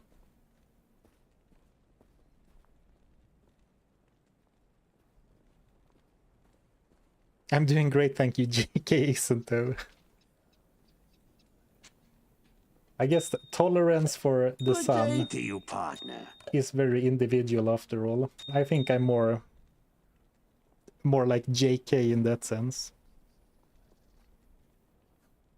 Oh, upping sets. Is it set armor? Upping set armor, upping death sash, you say? Alright, well, we'll keep it for sure. So it's amethyst for rare body armor. It's diamond for something, emerald for something, and then I forget what it is for the last thing. I've had moments where I accidentally sell items I forgot to identify that are worth at least 75k. And that's the worst. When you sell an item and then you check it at the vendor and it has like super high stats. Well, the worst. It's still only gold after all, but... Oh, sapphire. You're right, low polypixel. Sapphires are the other one.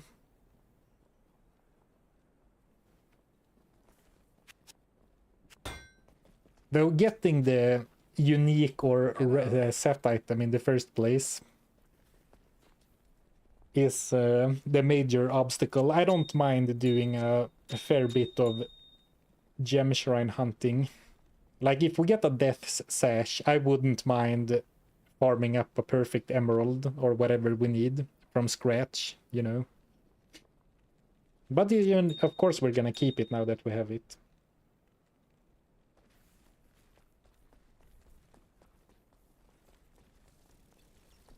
Good day.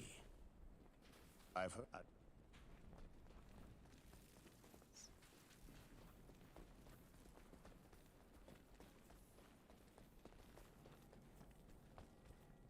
The worst is if you accidentally save and exit if you have stuff on the floor.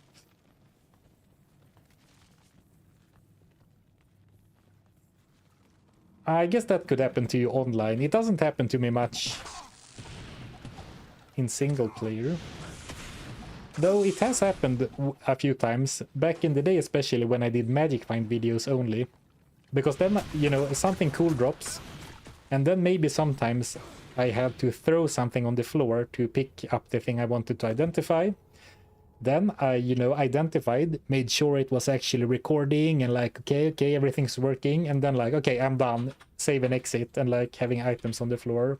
Maybe sometimes even a charm I was using.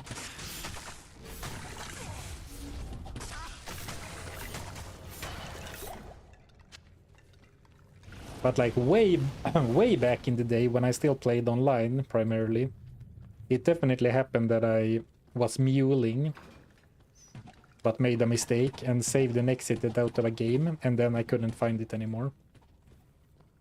I lost my perfect Gheeds this way. Oh, F's in chat for perk 42. That's painful. Ooh, this is also painful. Horror mage. Well, not horror mage, a horde of horror mages.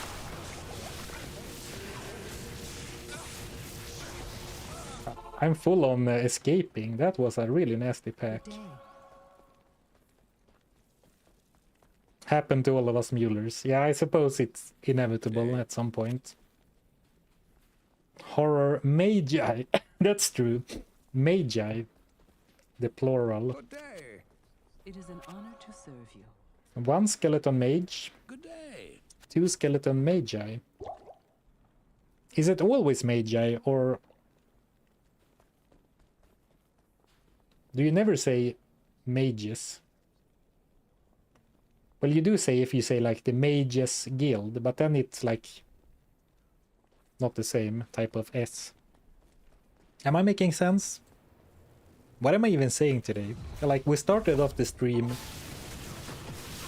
too high energy, I think, so now I'm like running on fumes already. Don't even know what I'm saying.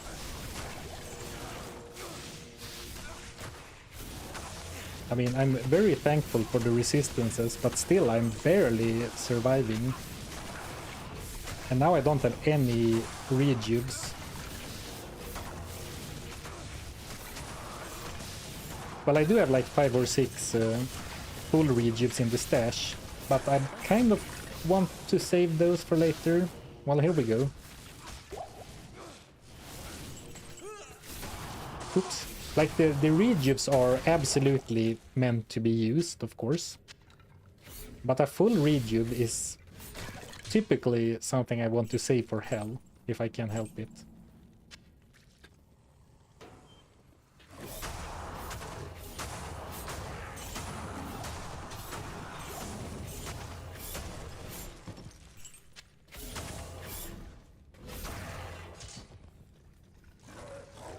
Oh, we're on level 3 already, so we're not going down any deeper.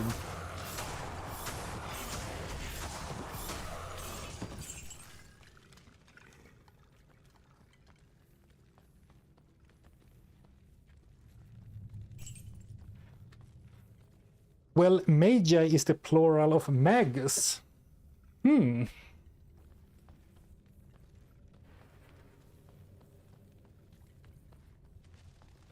So it's not for mage.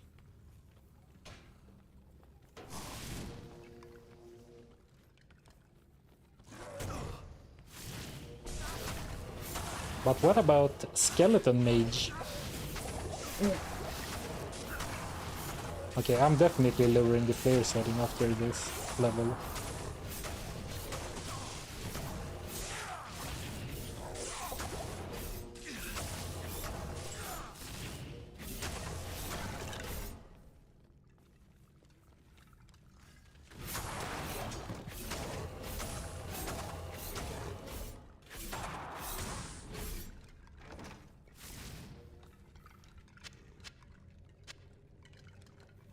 Boy, how far the overpowered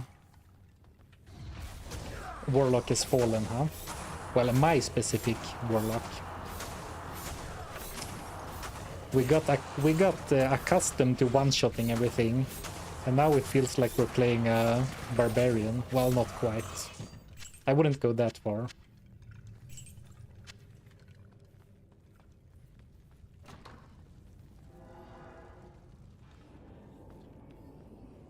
This realm must be Okay, what but I'm going to do it now, of Horizon's mind and partially so I soul. don't forget before the real.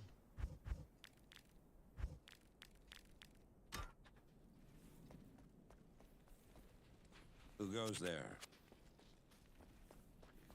The Magi within Diablo 2 are a specific group of wizards. They are not simply a group of mages. Stay a while and listen. Well, I blame Diablo 2, and I'll show you exactly why. As a Swedish boy who grew up in like There's nothing the right portion can't cure. the 90s to the 2000s, I learned a lot of English from video games. And school, of course. Sweden teaches a lot of English in schools, but also from video games. And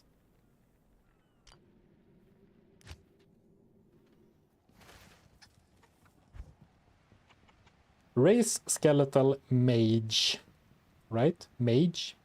Skeleton mastery has bonuses to Magi.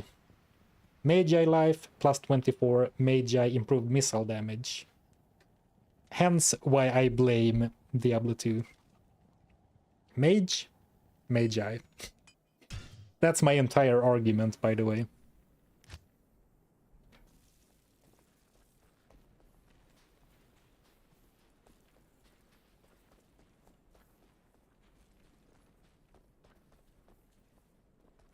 Okay, how are we doing on gold?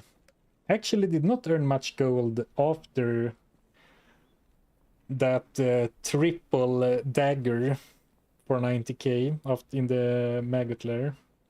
But we do have 285. That should count for something, right? You look like a sturdy Yeah, I mean, adventurer. surely a video game from 1998, 99? When did the D2 originally come out? I forget. But surely a video game from the last century can't be wrong on minute grammar. Oh, it's 2000 even. I thought it came out in like 99 and then LOD came out in 2001 or something, 2000. Are you sure it wasn't late 90s? Like the original D2?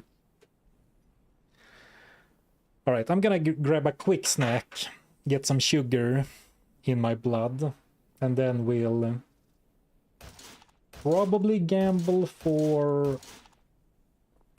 Oh, interesting. Either gloves, hoping for those elusive Horizon's Crushing Blow gloves that I don't even know what they look like, but or what the stats are more than Crushing Blow.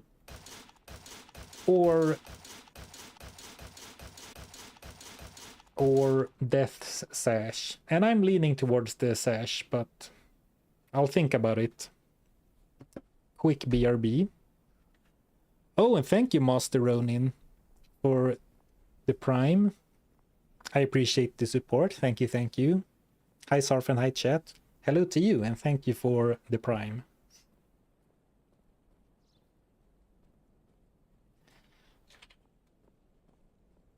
BRB, Snack, and then Gamba.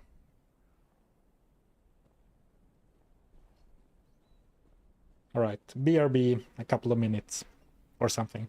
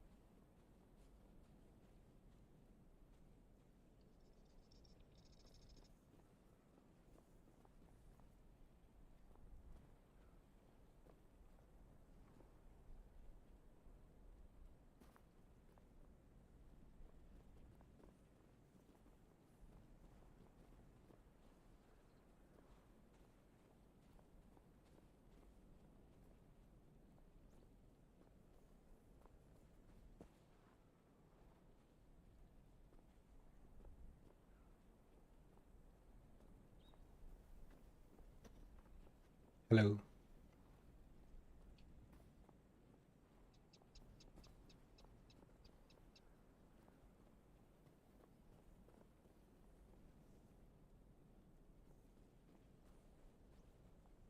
Do you really microwave? Or do you really boil your water in a microwave?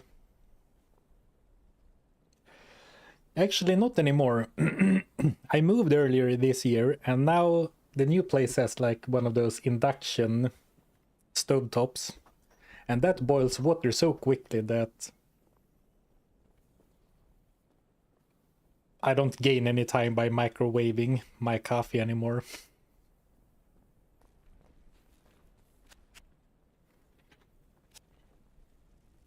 But it is true that whenever I've said on stream or videos that I do it, that's true. And I mean, it's still warm, right? Ooh, lots of stats, but not quite what I'm looking for. Potentially better than this, though.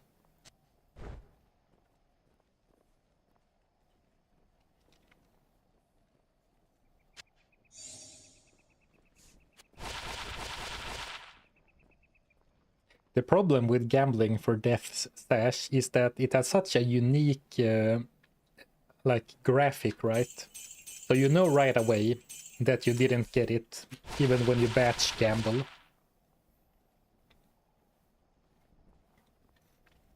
So the thrill of like, is it here, isn't as big. Well, we can still get a really good rare, I suppose.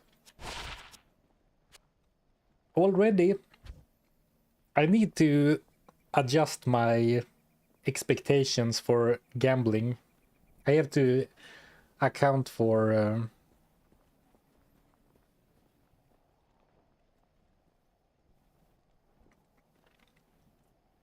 Death Sash, I called it. Oh, it was a Dreadlash. I have to account for inflation. Because now 300k is like nothing.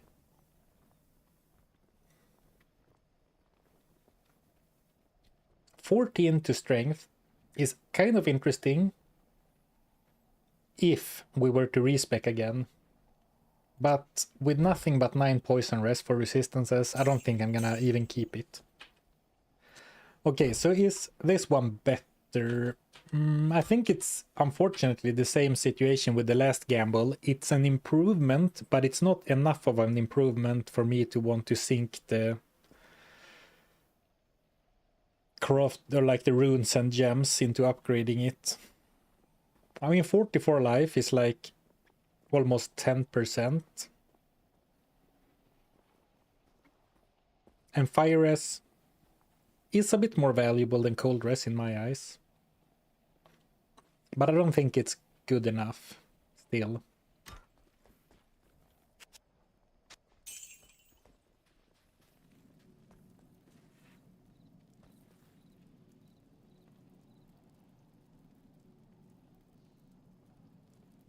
Warlock is 3 HP per vitality, right? I forget if it's 3 or 2.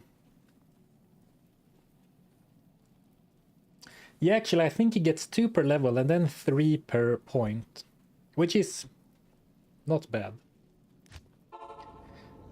Should aim for tri-res boots, no?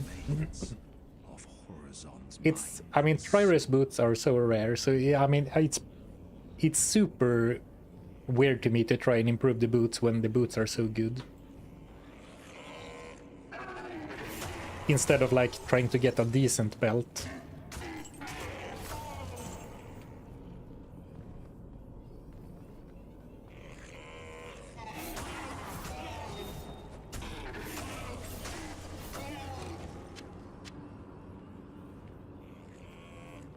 Edge bow. Well, I can't make an edge bow from gambling, right? Trust me, I would love an edge bow.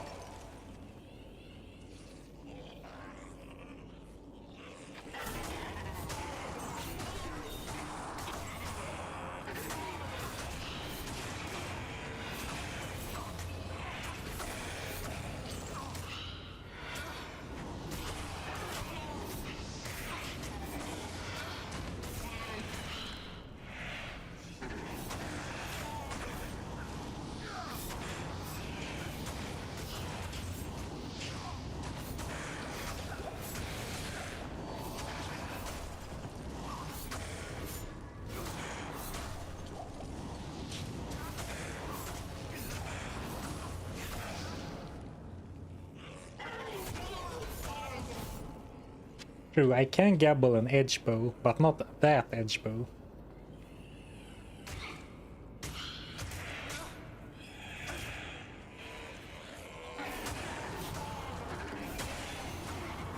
You left a ruby back there.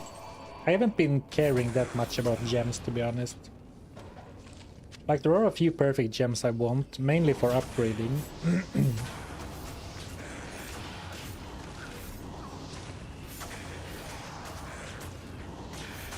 And you know, I really want a perfect diamond in case I want a shield, but like I won't be able to craft anything.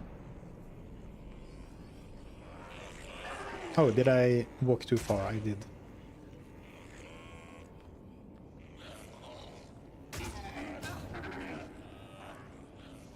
No lucky first wave.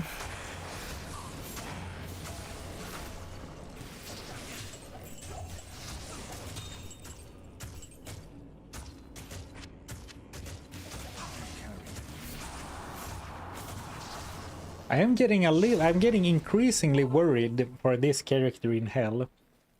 Like it was so easy in normal. Blessings to you. And I think we have been getting above average quality on our gambles.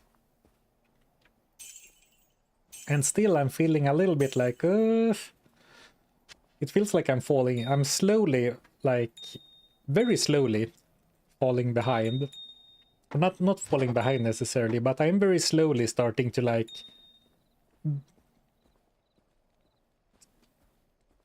my relative power to where I'm at in the game is slowly shifting unfavorably for me.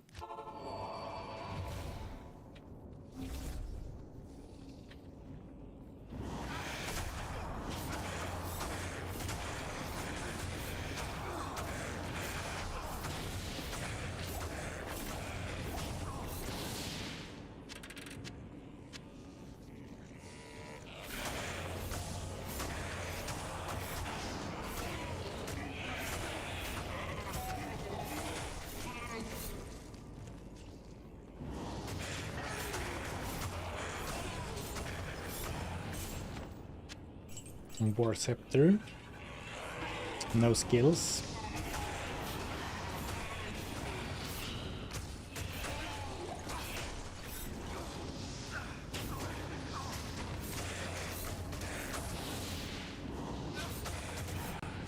I wanna check something. Battle Hammer. Warhammers and Battle Hammers and whatever the final version is called. They have so good base damage for a one-hander, but they're so slow. I was kind of hoping that the exceptional version had not as slow attack speed.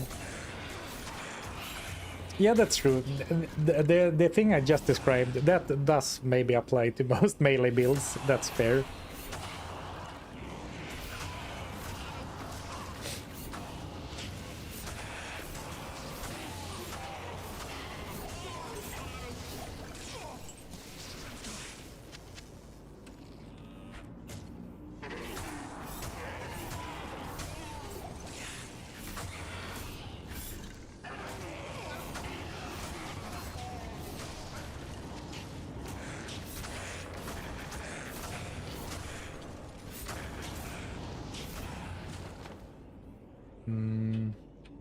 No splint mail.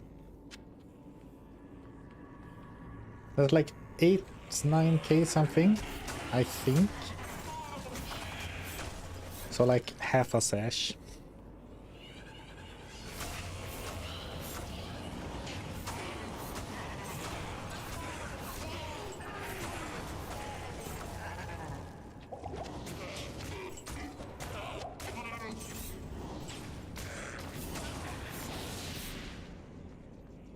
Alright, a second way. I'll take that.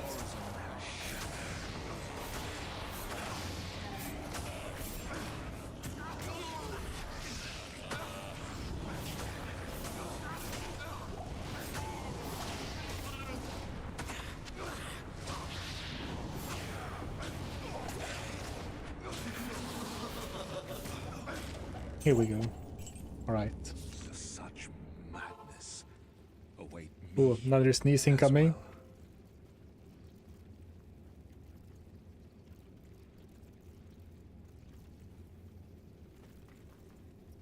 That's true. Hammers do get a bigger stat point boost than most other weapons, like per strength.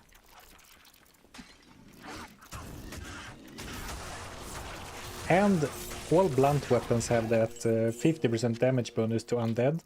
And not all enemies are undead, but a lot of them are. And coincidentally, a lot of the tankier enemies happen to be undead.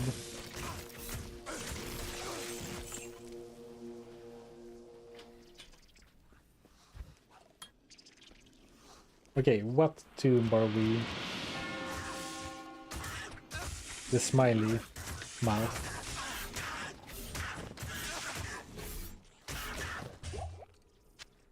I can't carry any more.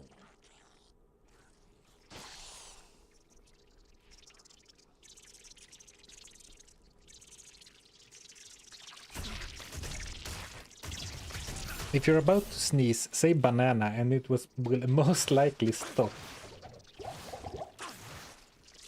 Okay, I'll try that next time. But I mean, if the sneeze wants to get out, I don't feel the need to prevent it. Hey Sarfen, been listening to your VODs and videos for a long time. Just want to say thanks for being so vocal. Lost my eyesight 6 years ago and miss gaming. You're my ASMR. Oh, well, I'm glad it works listening to you.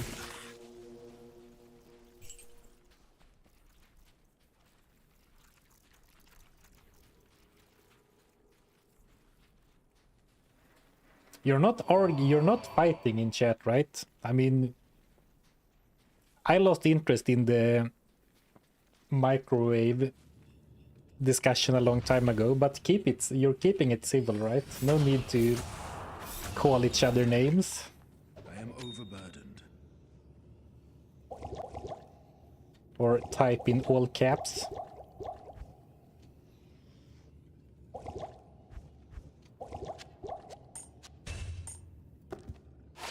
One to strength. 1 ED.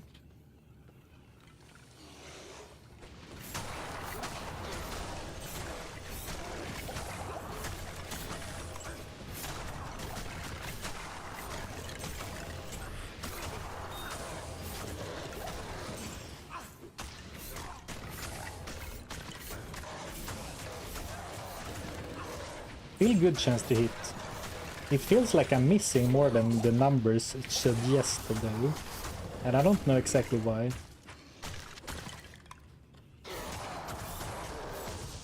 I guess the skeletons have a block chance, right? Most skeletons. At least the ones with a shield.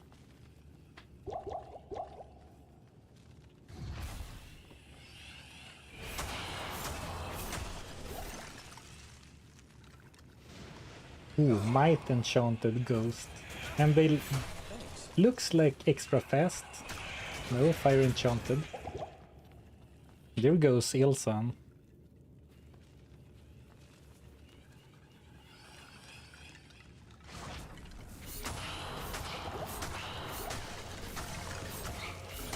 Beautifully timed sigil lethargy, if I may say so myself.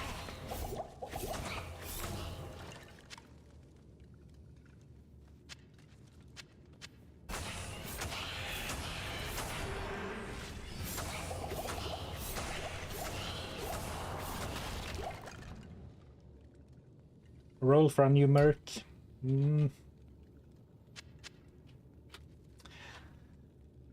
I mean, to be fair, Cleave doesn't have a crazy damage modifier. Like at level 20, 200% isn't that much, right? And Mastery gives another 100, so the damage boost from Might would actually be significant.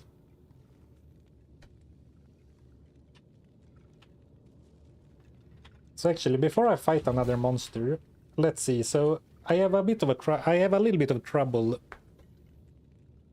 hitting the apparition, right?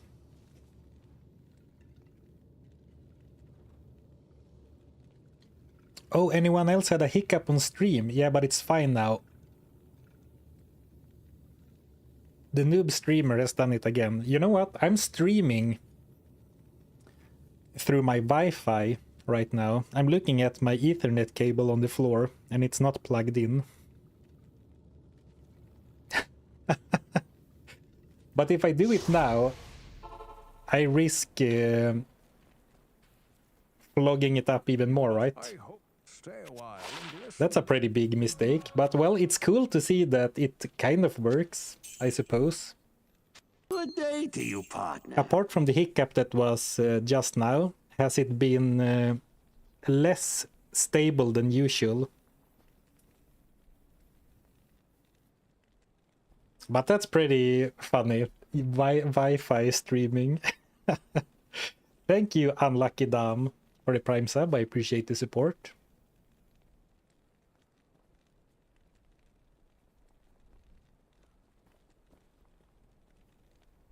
No, just that once. Been fine up until just then. Well, good to know. I mean, of course, I should still be streaming with the Ethernet cable connected directly. But, I mean, good to know that Wi-Fi streaming works. And I don't dare to plug it in right now, because I still remember, like, half a year ago, or maybe a year ago, I did have some sort of hiccup, and I tried messing with Wi-Fi versus cable connect, and it shut the entire stream down, right? I think I managed to get it back, but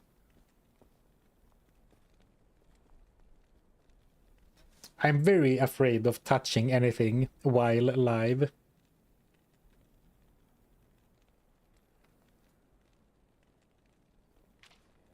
Some YouTube adverts actually don't load, they just interrupt for a split second. Huh. I wonder if that Good has day anything to you, do with it. partner. I guess it shouldn't, because I don't think YouTube's ads run through, like, my system at all. It should be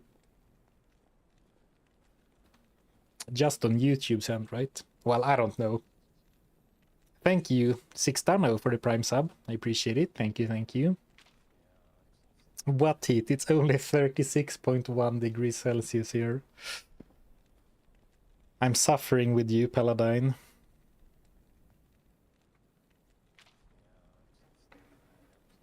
Why are you gambling for sashes? Because I'm hoping for Death's sash. And if we get a good sash, regardless if it's rare,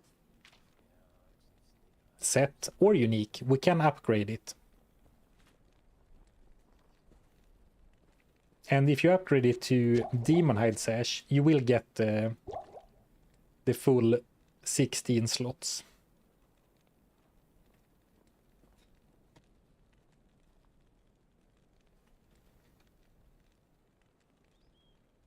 Right, I was like, why did we go to town again? But then I remembered, we were going to check my chance to hit. So it was 79%. Yes, citizen. Without Blessed Aim. Or 76 even. No, actually, 79 with Hex Purge active. But now the problem is that he doesn't activate the aura right away, right?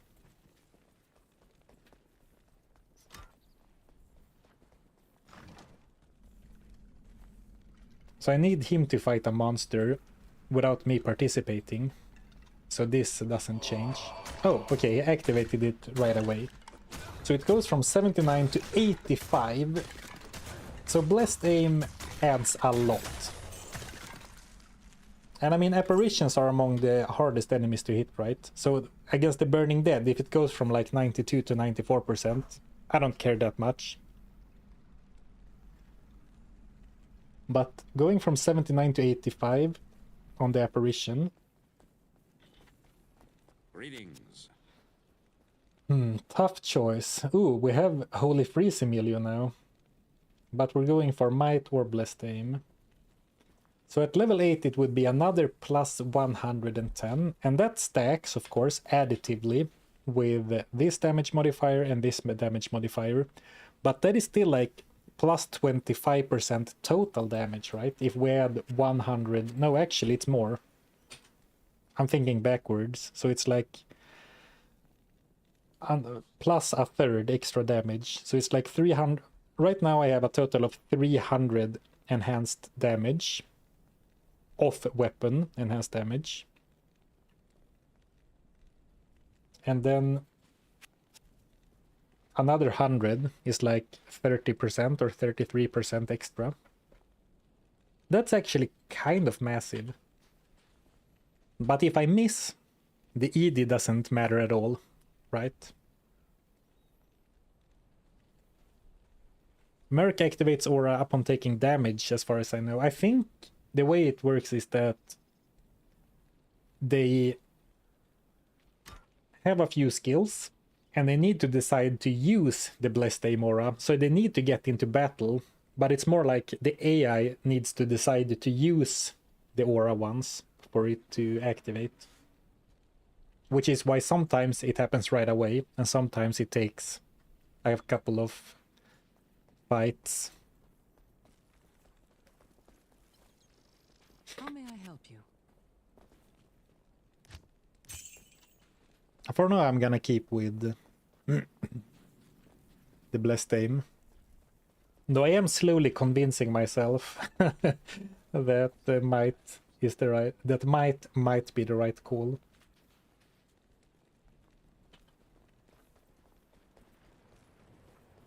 So for example, like a Burning Dead, going from 90 to 94 isn't that big of a deal, but going from 3,500 to 5,200, that's kind of a lot.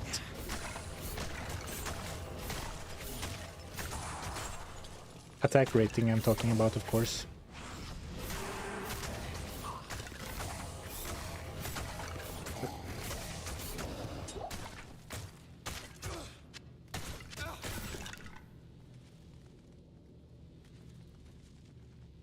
Where is the Horodic Staff? Excuse me? Forgot the staff. Forgot it where? Did I put it in the stash? Oh, okay. Mini jump scare. I was like, did I sell it? But you can't sell it, but still. Okay, so here we have that one we can reroll. I'm getting pissed off at the chipped gems sitting here waiting forever.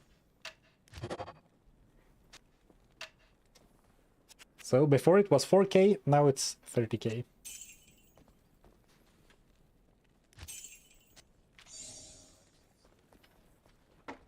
Actually, let's prepare like before the first attempt this time.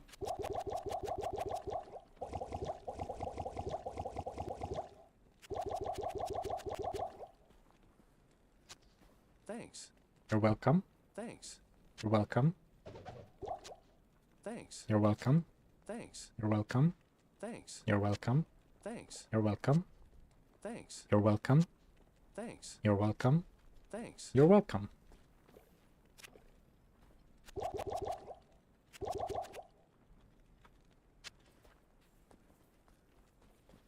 Any good gambles today? No, sadly not.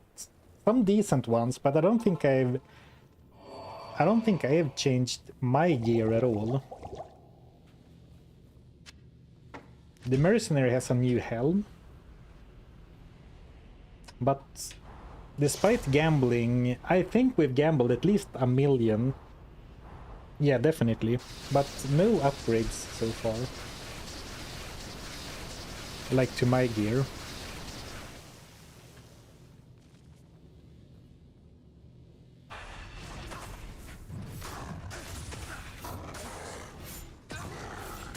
Yeah, being slowed is such a pain.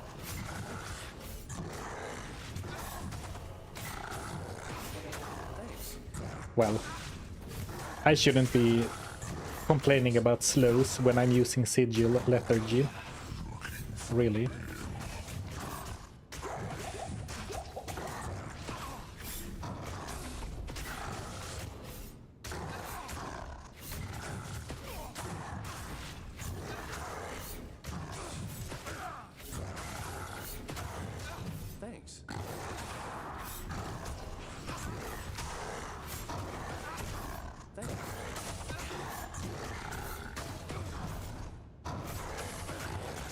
Man, look how much Psychic Ward it did for us there.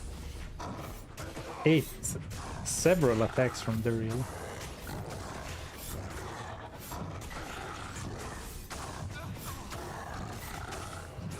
Thanks.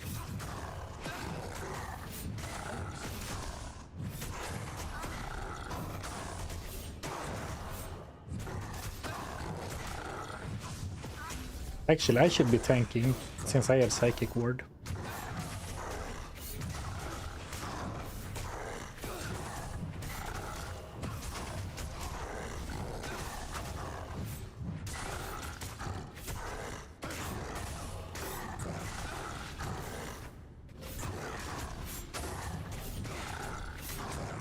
Right, going really well so far.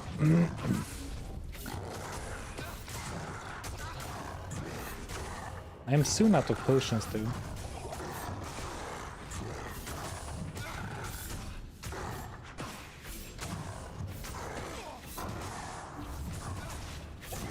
But with the mana steal, I should have infinite casts of Psychic Ward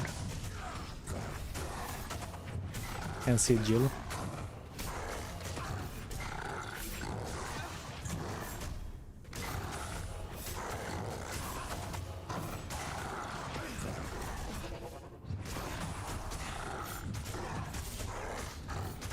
Here we go, right.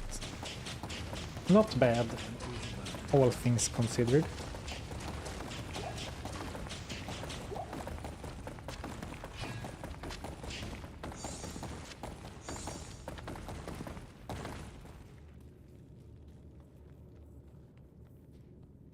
Really feeling the lack of Crushing Blow. Yeah, and imagine how bad it will be in Hell then.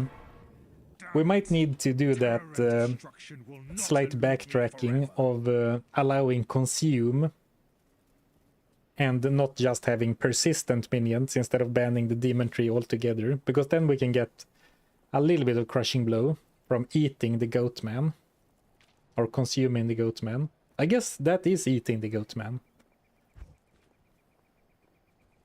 Or going for Echoing Strike, I suppose, if that's still as busted as it used to be. Greetings. But yeah, the only way for this character to get Crushing Blow is a very lucky gamble, gambling a set or rare, or set or unique with Crushing Blow. Because magic or rares can spawn with Crushing Blow. I'm sorry. Or finding a bear rune.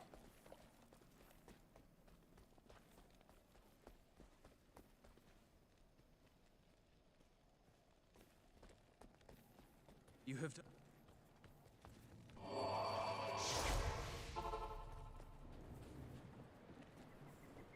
Greeting, Jared. Good to see you. Good day. Yeah, socketing a bear into a gambled weapon. I wish. That would be a great moment for the stream. You.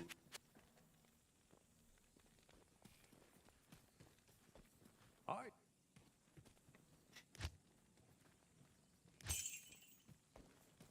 Well, might as well gamble as a celebration for taking down Andariel. Damn it.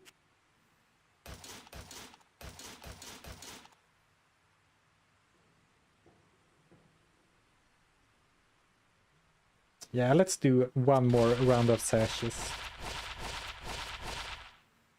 And then next time we can consider something else.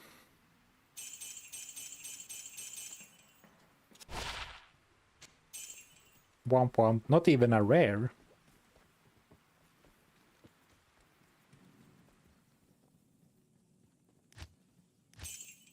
Heck, just do an entire Enigma rune set in a mechanic's armor while you're at it.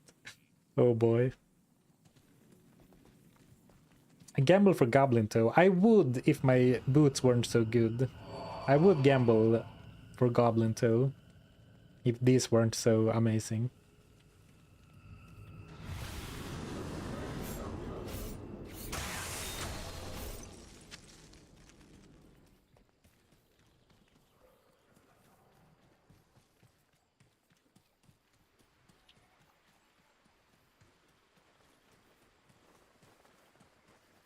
Well, the jungle should be fine with great AoE and having gone down to players 1.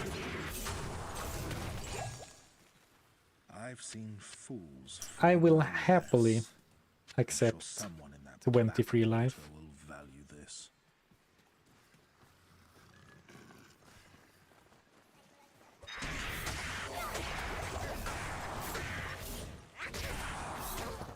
I do have some gold find gear, and I have even more in my stash, but I don't know, it felt like I'm already starting to struggle a little bit. Or not struggle, but I'm not overpowered anymore. At least that's how I feel. So in a way, I don't feel like I can afford to wear gold find items that don't offer much else.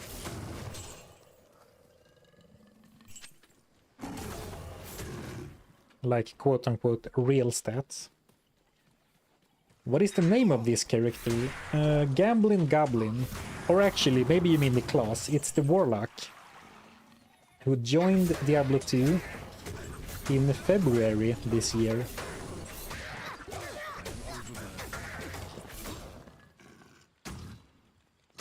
Andrune, nice.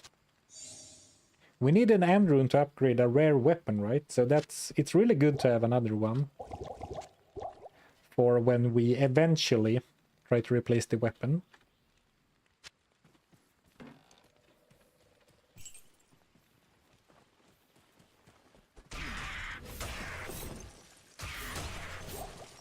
You can swap in the gold find gear for gambling session or for farming sessions.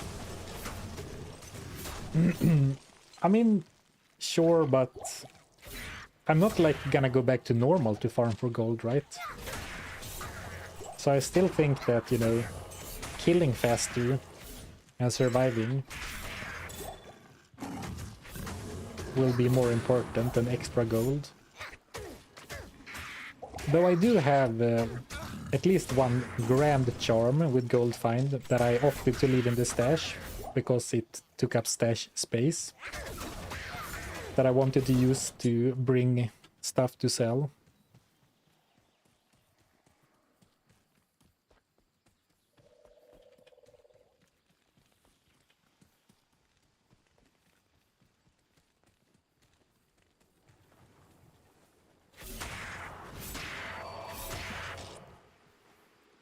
Heal rune. I'm overburdened.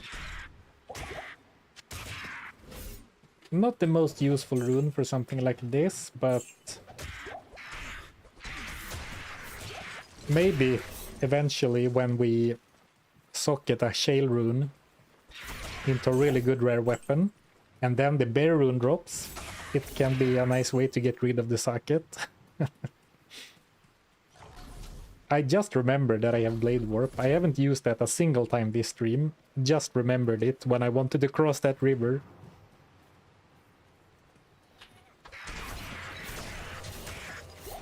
I am overburdened. Finding strong base items, especially armor or at least +2 skill items with skills, will be faster than gold collection. Yeah, that's basically my rationalization. I can't carry anymore. I mean, gold find adds up over time, but I think on average I will make more from selling loot. And of course you can have very little inventory space and simply go back to town every time you fill up, but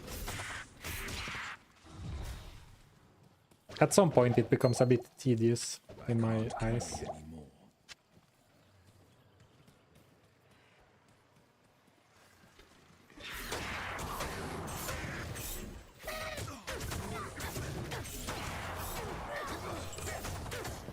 I can't carry anymore.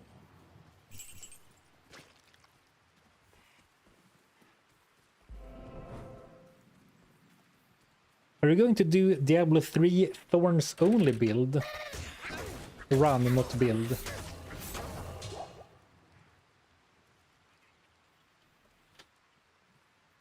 Yes, how did you know that?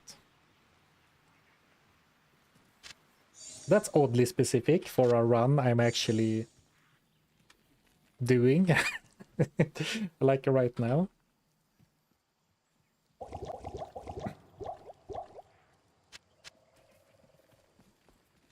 If a Stone of Jordan drops, you can't wear it, so you would sell it. Will it spawn Declone? Yes, if we find a Stone of Jordan, I will save it until Hell and sell it and fight Declone. Because I think you only need to be in Hell, right? Or do you need to have beaten Bale in Hell? Ah, okay. I commented on videos before and forgot to comment it again. Alright.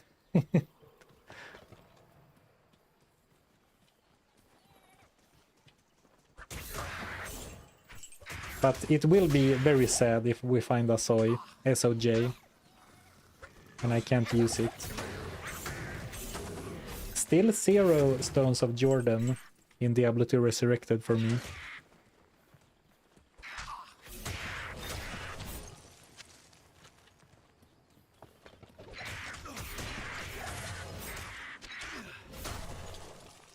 I need a key.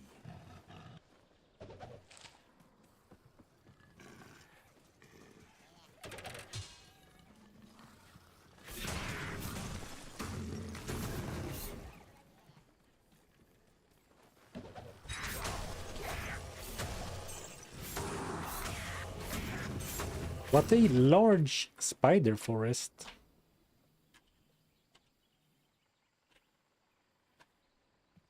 And I still have a bunch left unexplored on the left side of the river at the start. So I could have missed the spider cavern, but it's still going. Actually, let me explore back here first.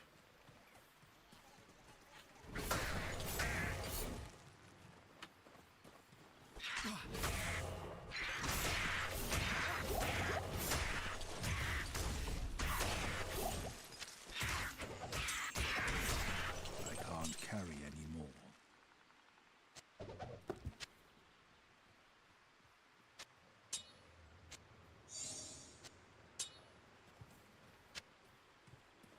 Right, time for a town trip soon.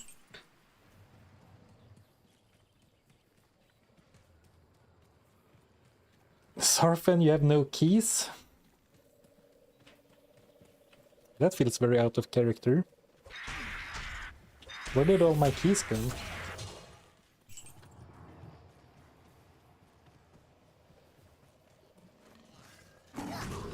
That's true. If I find an SOJ and do Declone, if I defeat him, I will get a charm that I can use. And what an upgrade that would be.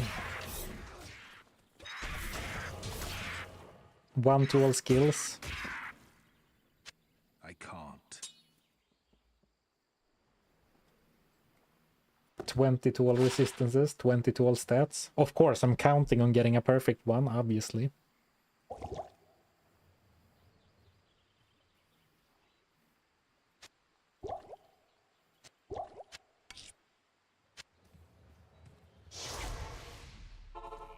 Back it. Hello. Only 6k, I guess it's cracked. Low quality really makes for poor sell value.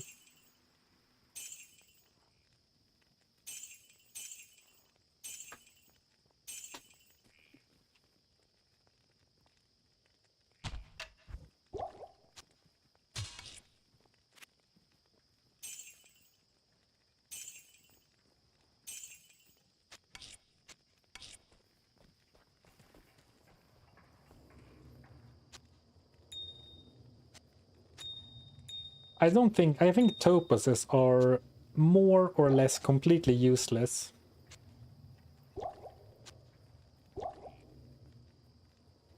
The only time you will ever hear me say that, but they don't really are used for any upgrade recipe, I don't think. And I don't think I would put them in a socket anymore. Maybe if I gambled a good circlet with an open socket right now, and then I would replace it with a heal rune later. Yeah, we can keep it around. Just in case.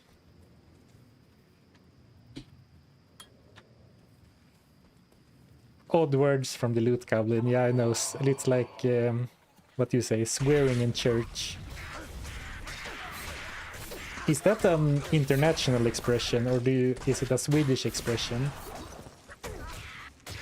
Saying that doing something is like swearing in church.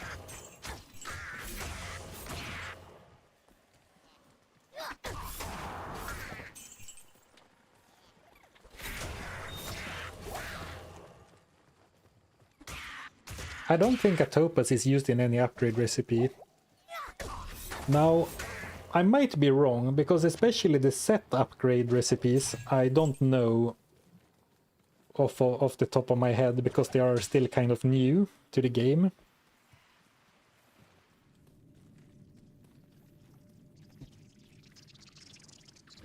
But for rares and uniques, I don't think so. No. I might be wrong, so maybe we should hold on to it as a hedge against my memory. Ooh. What? I accidentally pressed some sort of Discord hotkey. I don't think you saw it because I don't have my like desktop sent to the stream. I only have the game, but I pressed something and like the Discord overlay popped up. I wasn't even aware that I had Discord open. I almost died to Sazark. Ooh, and now I died to his minions almost. Damn.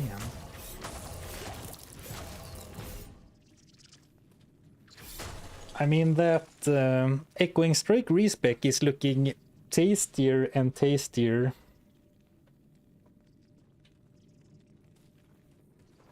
Mainly because it would be a ranged attack.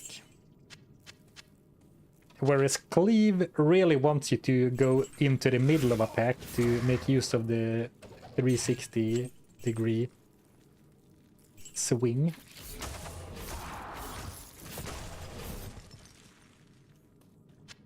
I can't carry any more.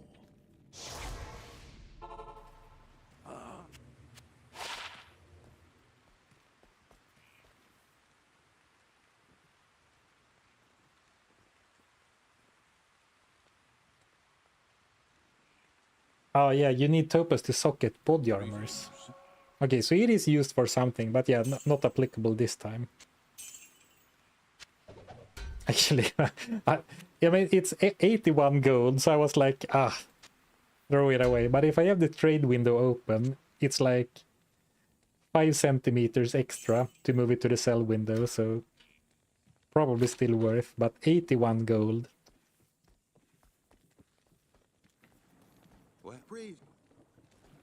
I may not have time to watch streams live, but I do watch the past ones to sleep. Thanks for being Loot Goblin. Well, you're welcome, and you know, hello to you in the future when you get to this stream VOD for your sleep aid. Good day from the ash. Nice. Free life.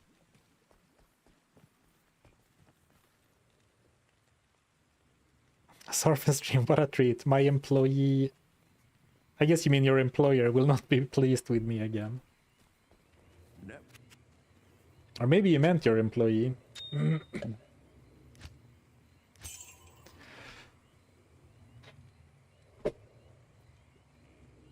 First you would have to max out mirrored blades. Yeah, so the reason one of the reasons I didn't do it earlier is that you really need maxed mirrored blades and kind of maxed Echoing Strike and kind of maxed Levitation Mastery, which is a lot of skill points. Well, I guess it still works with not maxed skills, but you really unlock the power.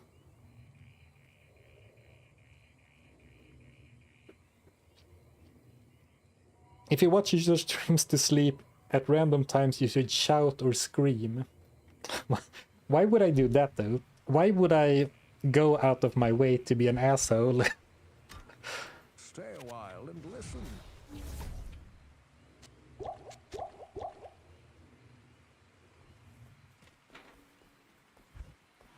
Okay, one quick visit to Ashera. Hello? Hello there.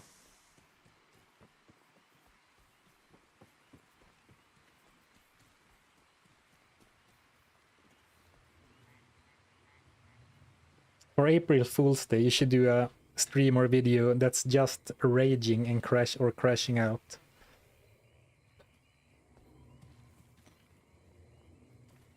I think, well, it's not something I would do, but in general, I think if you are a content creator or someone who does anything on the internet with like your person associated to it, one should be very careful about doing things ironically or like as a joke. Because you can't expect people to have the full context of something. So like if I did that, someone out there would surely see that clip of me for the first time or like tune into the stream where I do that. And that would be their first impression of me, right? And then they would like, in my mind, in their mind, I would be this raging douchebag shouting at everyone. It's very tricky. I mean, in general, on like the internet, irony or like sarcasm can be tough. Or like tough to pull off.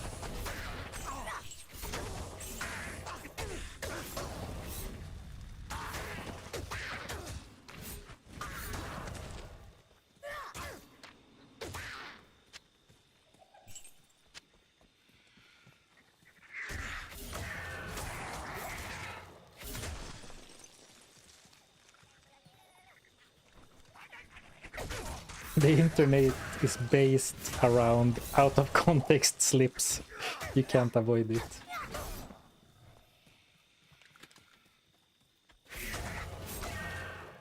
Yeah, which is why it's better to play it safe.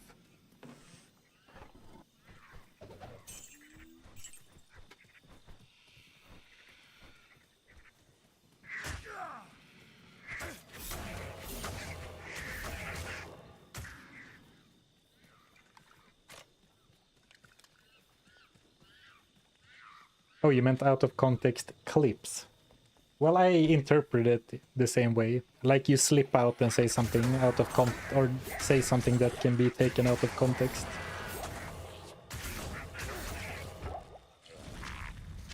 And I mean, yeah, for sure, especially if you're really popular, like there's not a bunch of, you know, clips from my streams or from me on other, like, that other channels are posting, like the really big streamers. Because if you have that situation, I think you need to be really mindful about doing stuff like saying things ironically or whatever.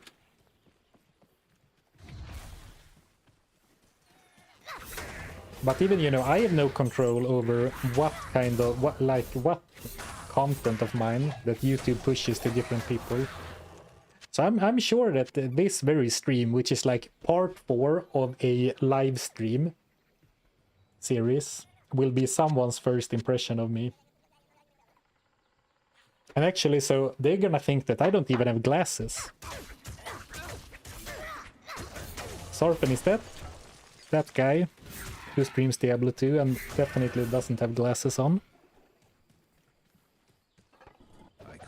And then there will be confusion in the lunch break room.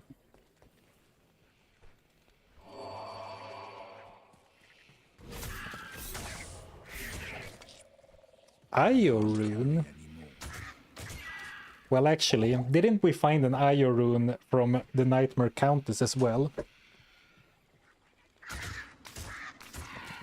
And quickly realized that usually it's such a great rune, but with gambling only, it's trash. Please put them back on. 70% of your persona is gone. Man, do I have that dull of a personality that my glasses is 70%? A nice little 13k. Yeah, I mean, that's true. If I found a gold pile on the ground that was 13k, I would pick it up. So, of course, I will pick up the Io rune. But, like, my original reaction, like, oh, PogChamp, But dang. an IO rune. Yes. Oversold it a little bit. Yeah, exactly. Usually this would be very nice to make rune words out of, like Bulwark, Cure. But almost 14k. I mean, that's almost a Sash gamble. Would you trade an IO rune for a random Sash? Apparently I would.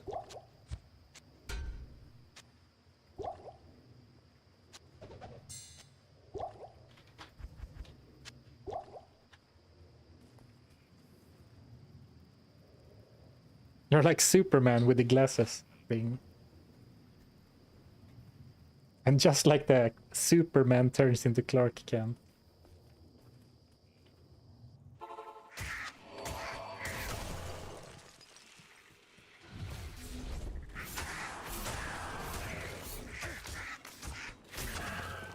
It's locked. I'm not used to seeing streamers who have glasses randomly streaming without theirs. Well, earlier this year, I broke my glasses, so I had to use contacts for like 2 weeks. And I did get a lot of questions about it.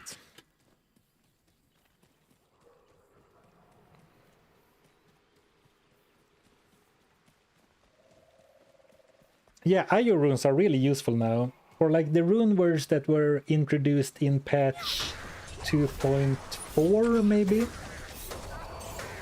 So basically there are a couple of, or a bunch of Helm rune words, 3 socketed Helm rune words that can be very strong at shoring up like a single weakness, like physical damage or one of the elements. For that it can be really, really powerful. And there's also the rune word Cure, which helps against poison, but also it grants you a level 1 cleansing aura when equipped, which synergizes very well with prayer mercenaries. So basically you get to double tap into prayer. And if you also use insight, you get triple prayer healing from your merc. And that's a setup I really like, because then I don't have to gulp as many potions.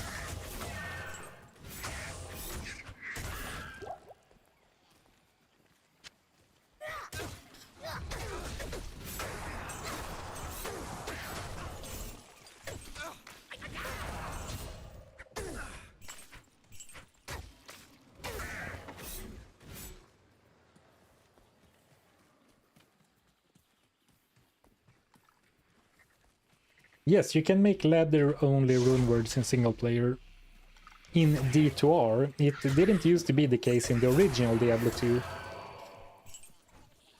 So I actually had I played Diablo 2 Lord of Destruction with a mod that allowed you to make single player, or ladder rune words in single player. Because of that reason. But nowadays, in D2R, everything that's ladder only also exists in single player. Well, as far as I know, at least all the rune words. The new stuff they added, like heralds, super ancients, freaking super unique mega jewels. I have no idea about that.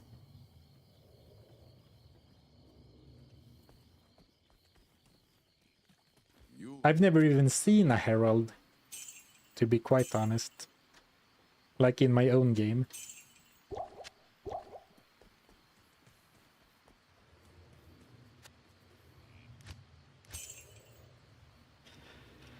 Alright. What should we gamble next? There's nothing wrong with keep on trying for Death's Sash, but it's getting a bit boring to get disappointed over and over, so maybe it's fun to try something else. To be honest, it wouldn't be that hard to upgrade one of our rings, right? Though I wouldn't want to replace either of them without, like, basically I would only like to replace them with exactly the same but with more stats, right? And we could do gloves too. We could do gloves and then put the fire res circlet back on. And my gear setup feels a little bit frail in a way. Like the gloves are nothing special, the circlet is nothing special, the belt is nothing special, but they still do, you know, contribute to the resistances and stuff. So maybe I should keep more okay gambles.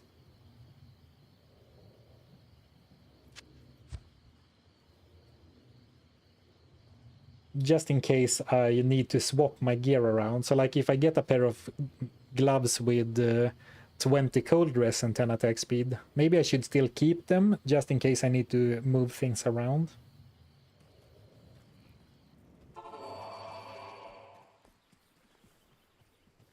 Boots can be improved surely on the defense. I guess they do have very low defense, single digit defense.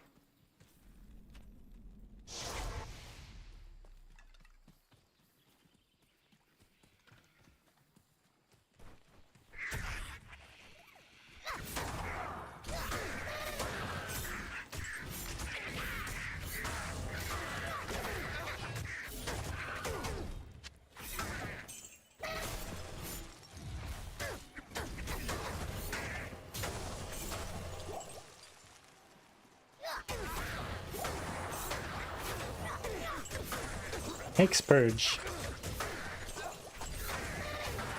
really shines in the jungle. Basically the perfect skill for fighting flayers. Packs of flayers.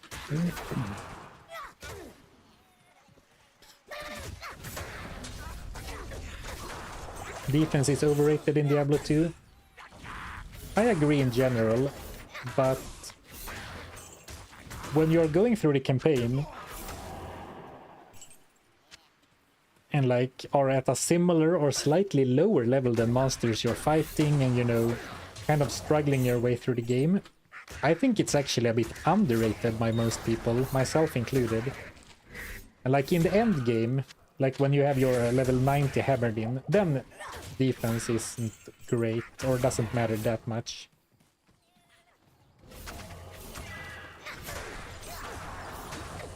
But I believe that I'm actually kind of underrating defense. But it's very hard to prioritize, because everything else is so important as well, like resistances, damage, skills.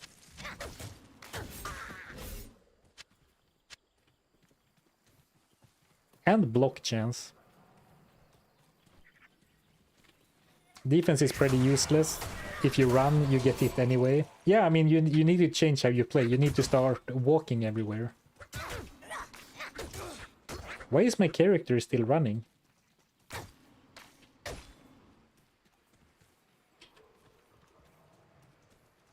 I wanted to show off me walking around, but... Okay, that's weird. My character can't... Okay, now he walks. That was really strange. So like you have to walk around instead. But like even if I was playing a character where I was like, I could really use some defense, I would try to get block chance first. So maybe it's not actually that great. I talked myself a full circle. From underrated to overrated to underrated, or sorry, to overrated to underrated to overrated again. Oh, sneeze coming. Banana. Banana. It's not working.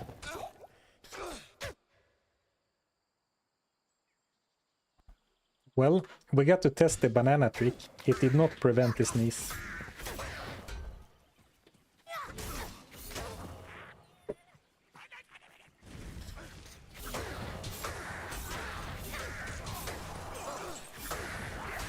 Games like Diablo and D&D that treat armor as dodge chance has always been a weird concept to me. I agree. I prefer armor to be damage reduction. Makes more sense to me. And then, you know, there's usually another stat that's called dodge, that is dodge chance.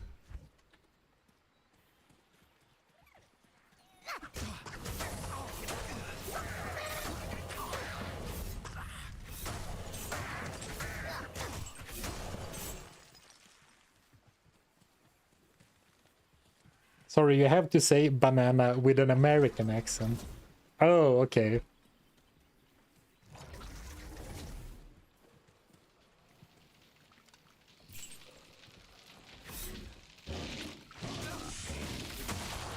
Like a Texan or like New Jersey accent or what?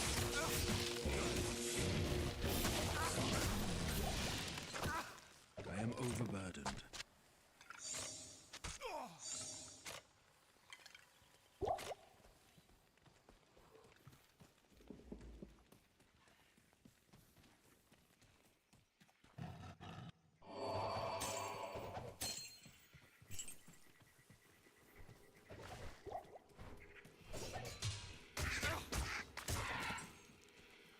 No! I was reading chat with one eye, so I clicked the gem shrine without realizing quick enough. Well, it's not that big of a deal actually. But I like making the most out of my gem shrines.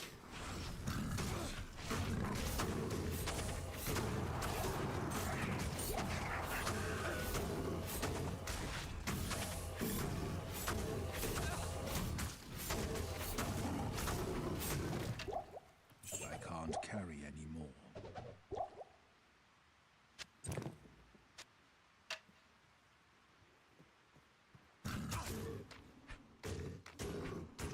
Jared's stone. Who's Jared? Overburdened.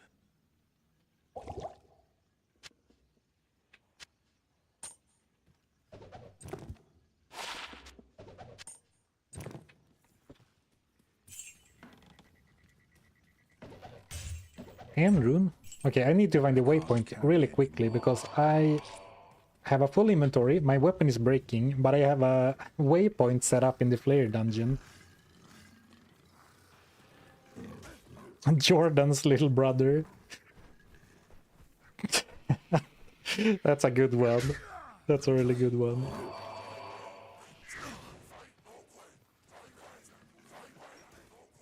Oh, you meant to... You wanted Jordan's stone. Sorry, I thought you meant Jared's stone. Stone of Jared. Yes. Oh, and we got a ring too, actually, of course. Watch it be great, because I can't use it. Not that... Well, actually, I would use this. 55 attack rating. Some life mana, some stats. 24 cold rest. But like, 55 attack rating and 24 cold rest, I would use that. But I'm not crying over it. But pretty good. Pretty decent, at least.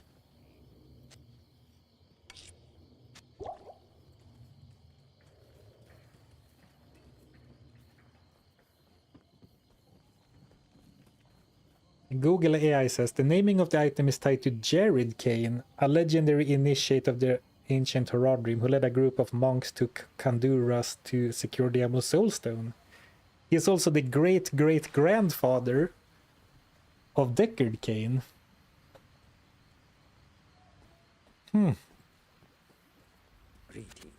Jared Kane.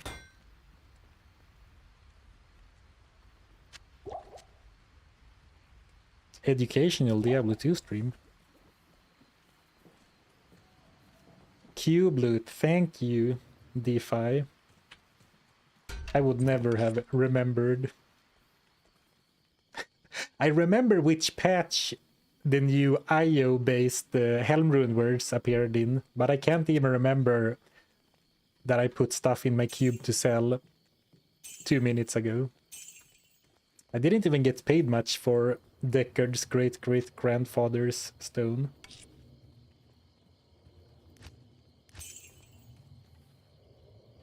Okay, let's go to the dungeon.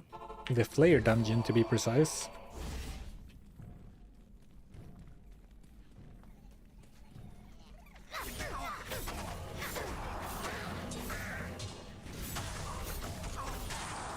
Yeah, I mean, I guess a lot of the items with names, like I'm sure Stone of Jordan also refers to a lore person, but I never paid much attention to the lore in these games, like beyond the main quest line and like what the cutscenes tell you. And to be honest, Good day to you, these days I probably don't even remember most of the stuff that the cutscenes tell you. Thank you, Slingshot Footy, for the Prime sub. 3 months. Thanks for posting the VODs on YouTube, I appreciate that. Our schedules don't mesh for me to watch live. Ooh, I wake up right at the end. Hey, no problem, and thanks for the support. I really like my setup with dual streaming to Twitch and YouTube. Because first, then people can watch on their preferred platform. But by streaming to YouTube, after you click end stream on YouTube, the VODs are automatically saved under the live tab. So I don't even have to do anything. I don't even have to pull the recording and click upload. It's just there. And that's really nice. For a lazy guy like me.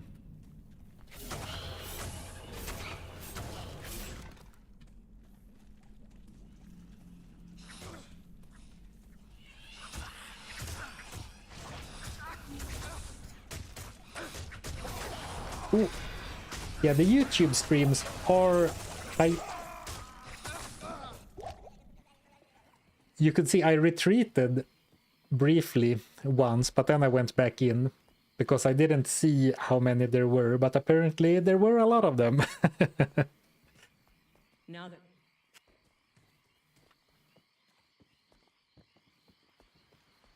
Is this hardcore? No. Good timing.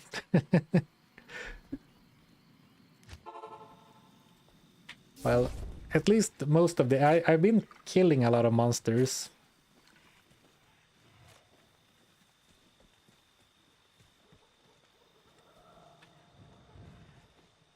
So it should be safe getting back. So what was I saying? Oh, right. Yeah, so YouTube tends to be higher quality, the streams. But actually, I am streaming, I hope, in 1044p on Twitch as well.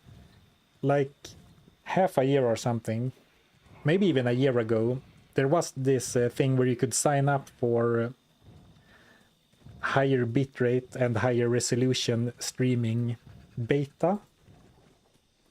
And I did. And then there were some settings or whatever. And I believe the Twitch streams are also in 1044p.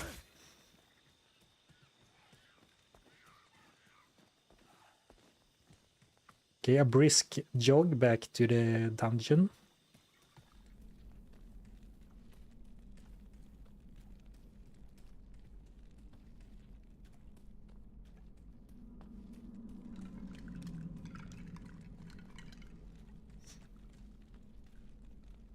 Have you been thinking about streaming to Kick too? Maybe make it a triple dip. Every minute should work on 3 platforms. I haven't. I don't really know much about the platform, but honestly, I think I'm getting overwhelmed by streaming on 2 places at once. Like, it's hard to keep up with 2 chats. I can't carry anymore.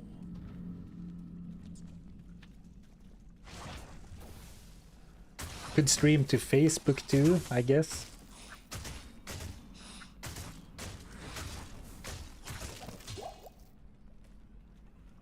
Lots of potions.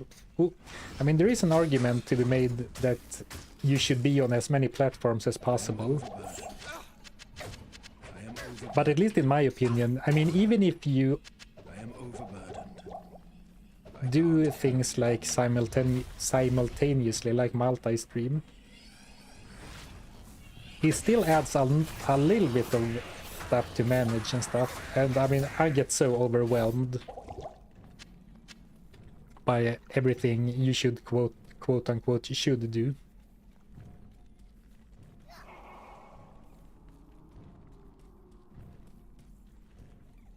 Sarfen no lore. What about the book that tells us about the Countess? Oh, true, that's one of my favorites. And so it came to be, or so it came to pass, no? And so it came to be that the Countess, who bathed in the blood of 1,000 virgins, or maybe it's 100. I can't carry any. I guess I need to read it again. Safety TP. No balls, no glory. I'm going in. Ah!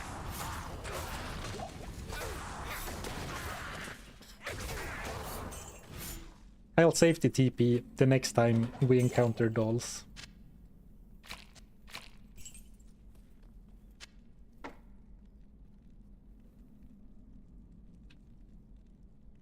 Greater claws could have skills. And a white Chris. I can't carry any more. Doesn't sell for much. Good day. Busy.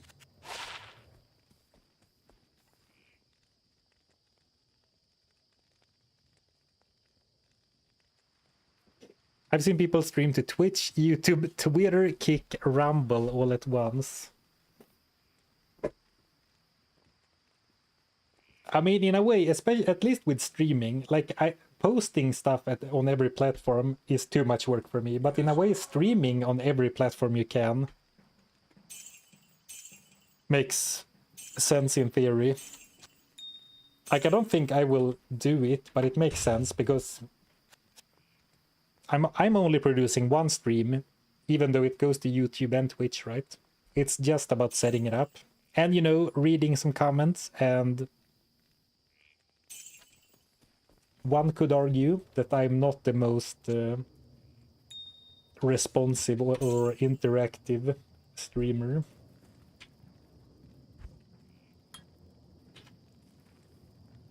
But there is some merit to that, I think, but it's not like something I'm really prioritizing or looking into.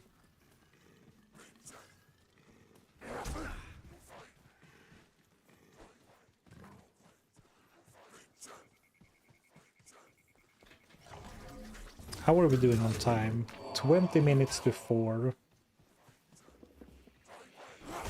Well, we could maybe finish off Act 3.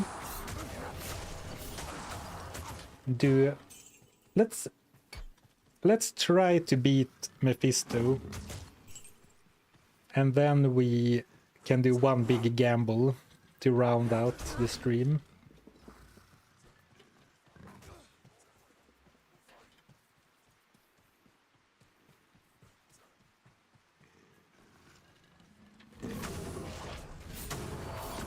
I mean, you can also, YouTube has introduced a feature, like when you go to the backend to set up your stream, I think you can more or less click a button so YouTube tries to automatically set your stream up to stream to the shorts feed as well. Which I haven't done.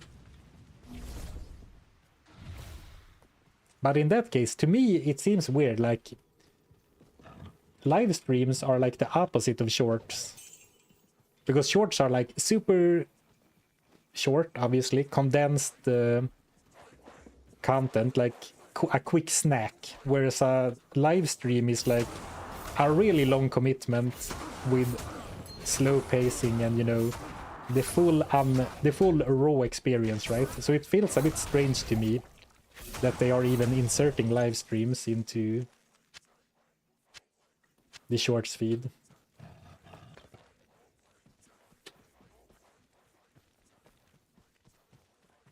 But I've also heard that you get a lot of nasty comments if you stream to the shorts feed. Anecdotal word of mouth evidence. I've not tried it.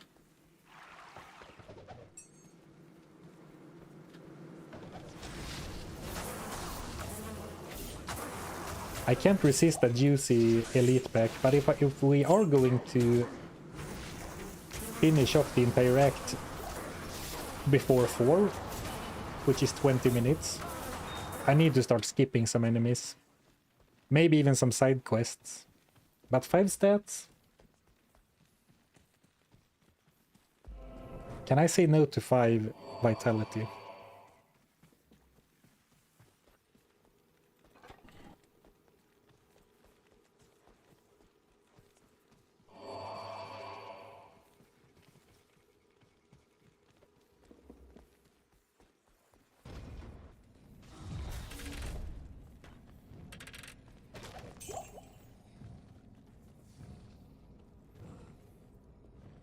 I watch you in the background while I play hardcore Act 4 hell with 3-piece Saigon still.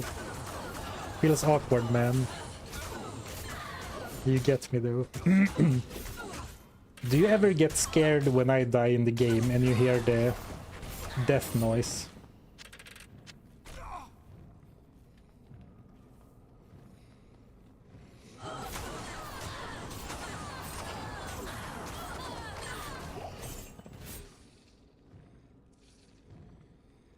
I like how you stream. Most streamers talk way too much. You also explain things. I'm happy to hear that.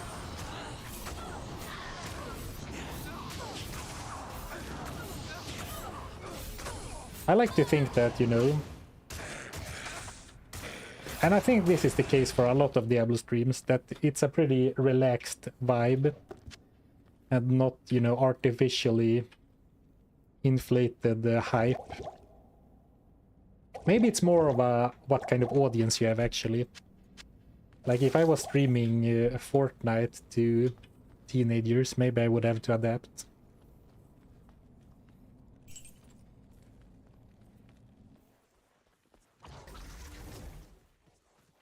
A second useful blade warp of the stream.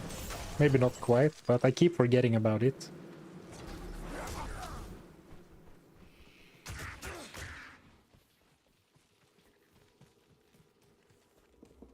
Speaking of pizza, inspirational quote: any pizza can be a personal pizza if you want it to be. It sounds very... What's the word I'm looking for? Serene? No. Not wise, but... It sounds good, but I'm not sure if I understand it.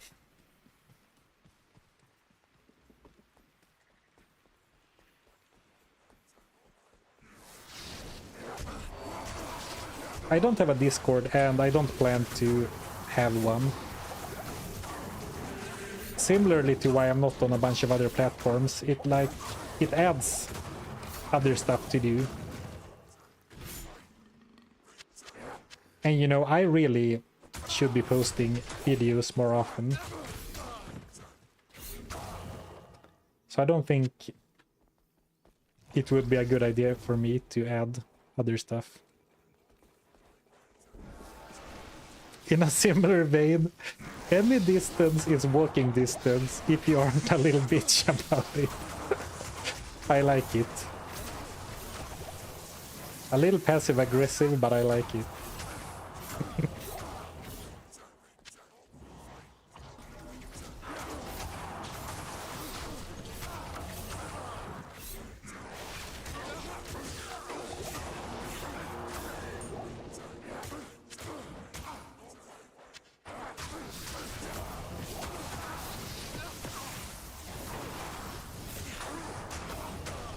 Okay, so we have the waypoint, but we still need to go and grab the heart, Kalim's heart.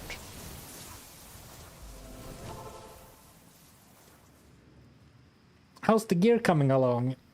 Quite well. Can do a quick rundown. Stay a while. Haven't opened my inventory in a while. I'm just gonna sell some stuff.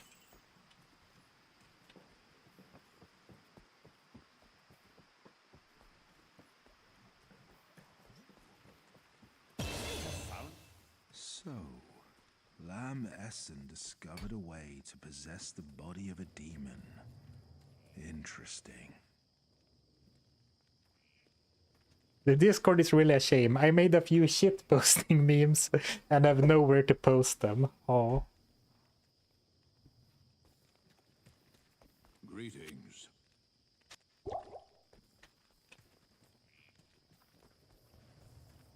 We have Wraith Goad, a pretty good Grim Scythe.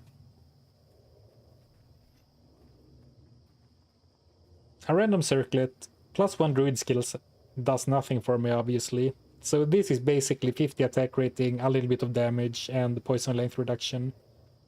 Dual res amulet with lifesteal. Pretty good. Yeah, really good. Very solid armor. Dual res armor with 24 hit recovery and a socket. And then I put an Ort rune in for 30 light res.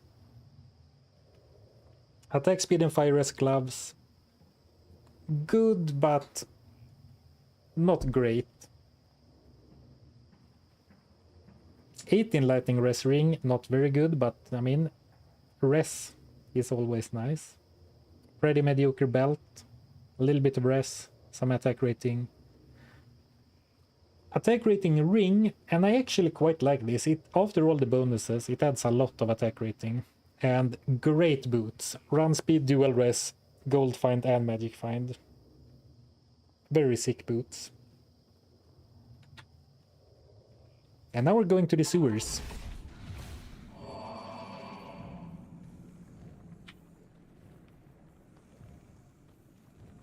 Pineapple on pizza. I mean, not for me personally, but I think life is too short to try and convince other people to not have pineapple on their pizza. In general, I think fruit should be enjoyed as a snack and not on food. But you know, you do you. Yeah, and putting too much stuff on a pizza, and especially fruit and some vegetables that are wet, makes the pizza soggy and like feel undercooked. Oh, my heart skipped a beat. I thought I found goblin toes, but these are shreds of kafan, which are fine, but not great. Very nice, quick sewers, so we are definitely giving Mephisto before 4 a real shot. Yes.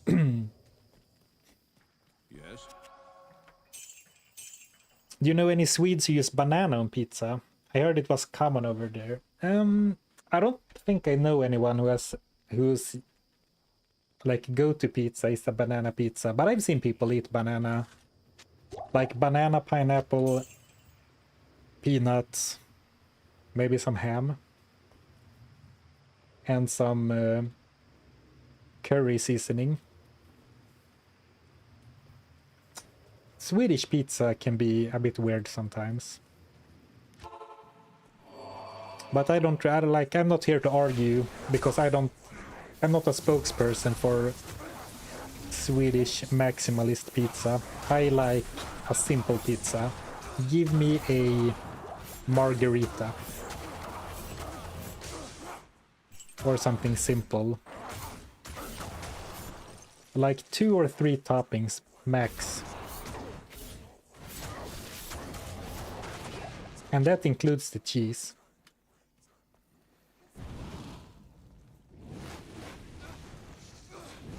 Alright, I think... Well, he's good on fire resist, but I'm a bit worried about letting Ilsan fight the High Council. So I'm gonna try to lure them out. Trying my best to actually talk about the game a little bit after all the off-topic discussions in the second half of the stream.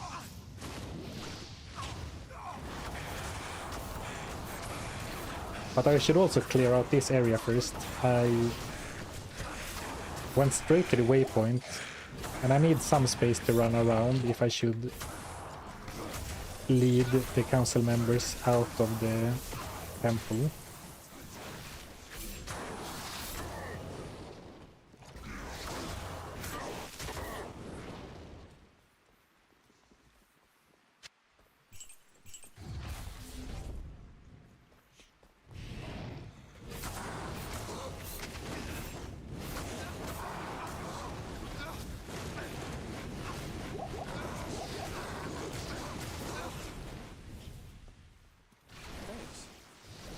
He really likes to... Okay.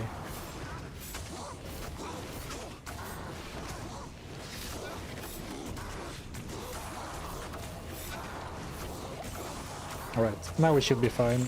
Now we've taken down several of them.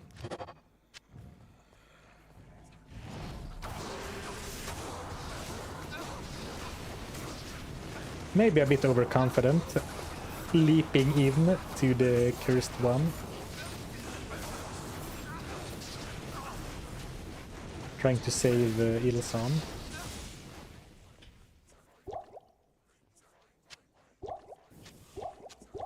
It's a little bit unfair that the Warlock not only gets Blade Warp that teleports him and all his minions, but he also gets Death Mark, which teleports only your minions.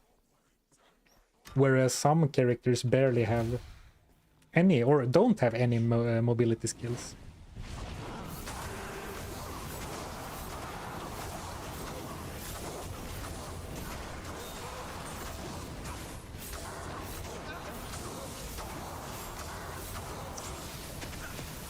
Stone Skin, Cold Enchanted.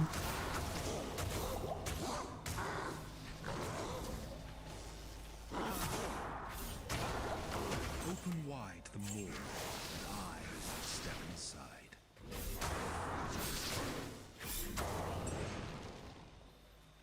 When we eventually go for the one-hander plus shield respec, remind me to make sure I pick a very fast weapon, Evening. unless we Greetings. do manage to get Death's Sash before then. Ooh, 49 attack rating. Large charm, yes please.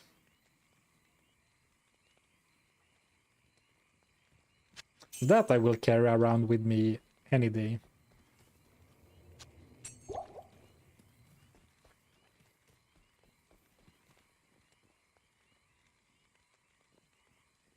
Like a Poginard.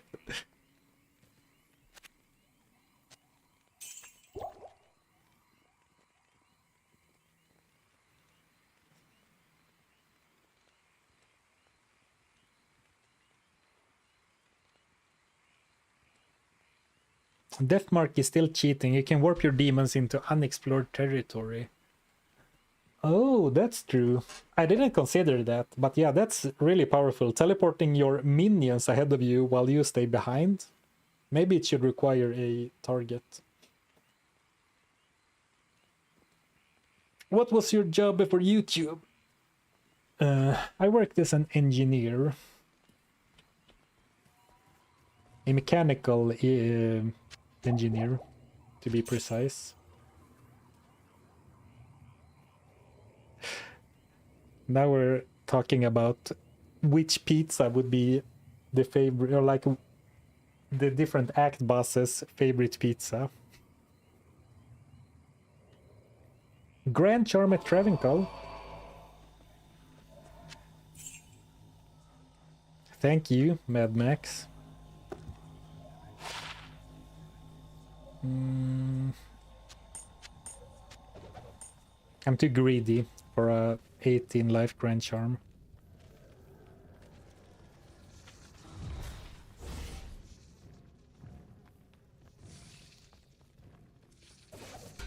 Coronet.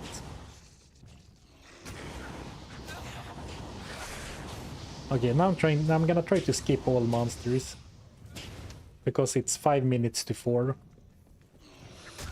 Well, I'm not gonna like press the button at 16:00 if we're close, but I can't go overtime by a lot today.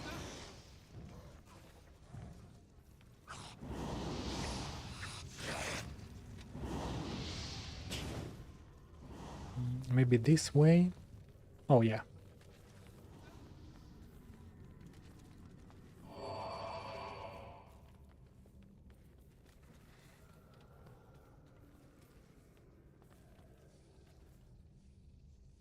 Never paid attention to the blood flowing animation before. But for some reason it caught my eye exactly now.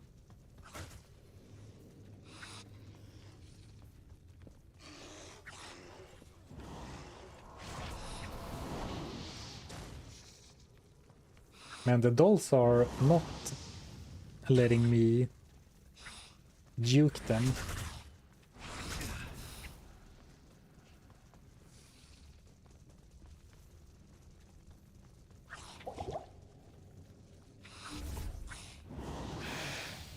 Well, as long as I don't start attacking, I should be fine, right?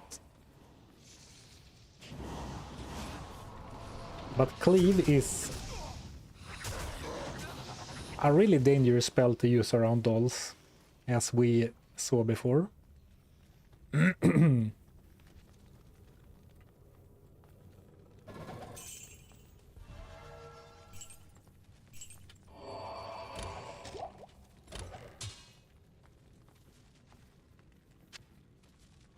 Look at me, noticing daggers left and right. Only took me like 4 months, but finally I'm starting to pick up most daggers.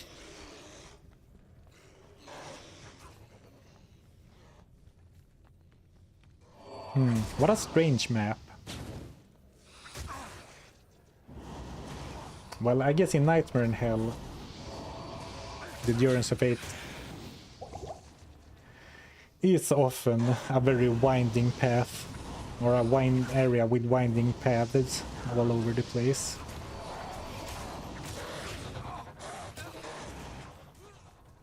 Oops, Merc down.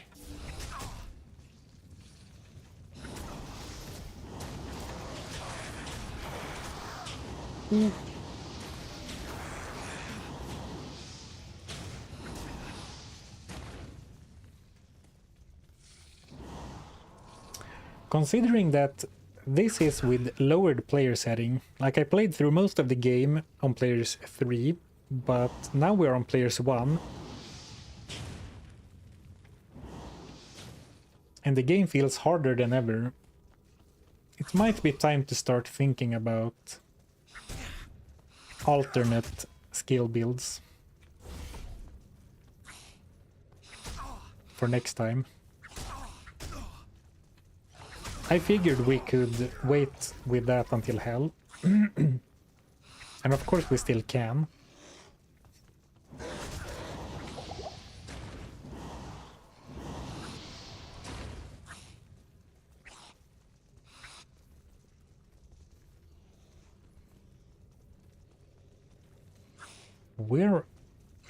Where's the Durance taking me? Like now it feels like I'm going backwards. Or like the completely wrong way. This feels like a Hell level map size. Okay, this should be level 3. Okay, finally. I did not get the waypoint.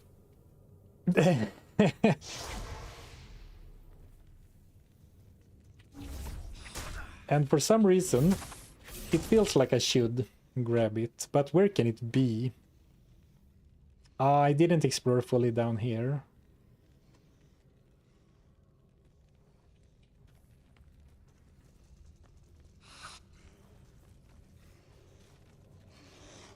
Ah, that's a dead end. It's fine. You know, there's very little reason for us.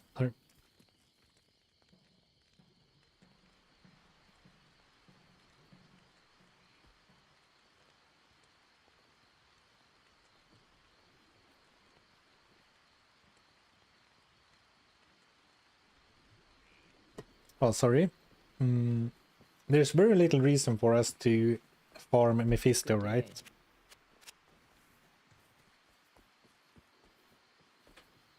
And if I'm diligent in opening safety TPs,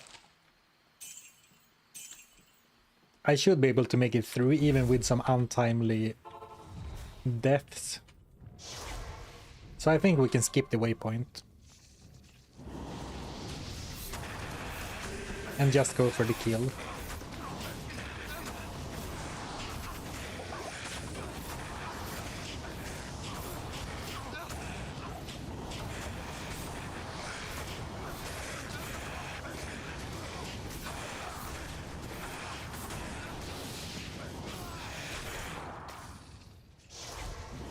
Forgot to buy potions. Sarfen buying a full stack of TPs for his tome. What can I do for you? I guess people can really change. Good day.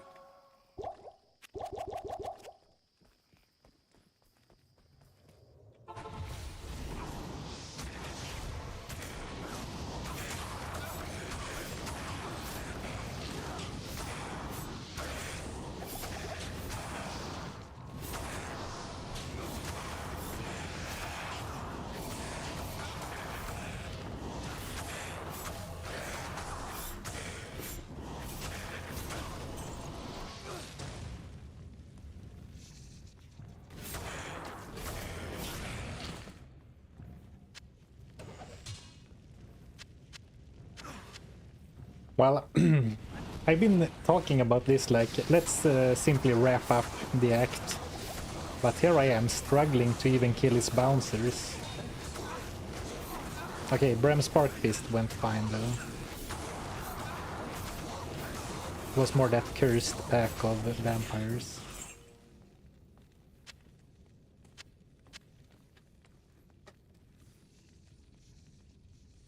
You ever consider doing challenge runs like this in PoE 2? I consider it sometimes, but I am overburdened. I don't know. I don't know PoE 2 well enough, I think, to make interesting runs. At least the way I like to do them. And right now, I'm a bit not burnt out, but like worn off, turned off. Not turned off, but like I'm a bit fed up with Path of Exile 2. I did, after I streamed it, I did play it a fair amount of hours, like in my free time, in the end game, and I have such resource fatigue. There's simply too many resources and systems that do basically the same thing, but with different resources in that game.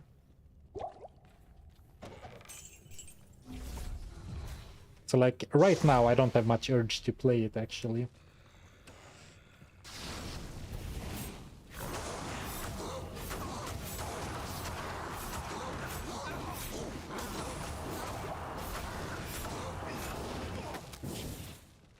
Did it? Oh, he must have teleported. Or? He just disappeared.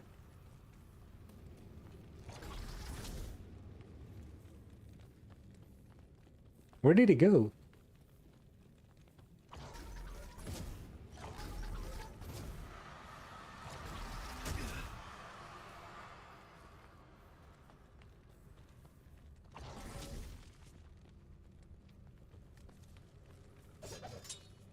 Did he really just disappear, or did he die and simply not drop anything?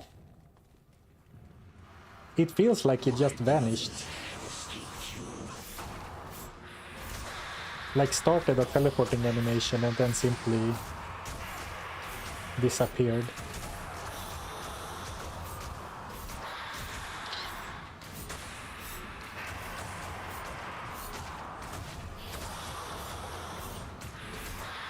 We do have a bit of a damage problem, I would say. I mean, only 75% chance to hit as well, but act bosses will always be tough to hit. Like, unless I do excessive level farming at some point.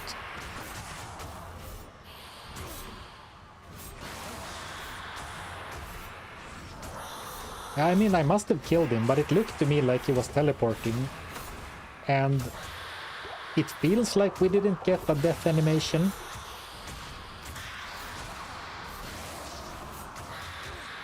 Oh well. Doesn't really matter, I suppose. Good day. Yes? Looks like we're gonna get a level up from the kill as well.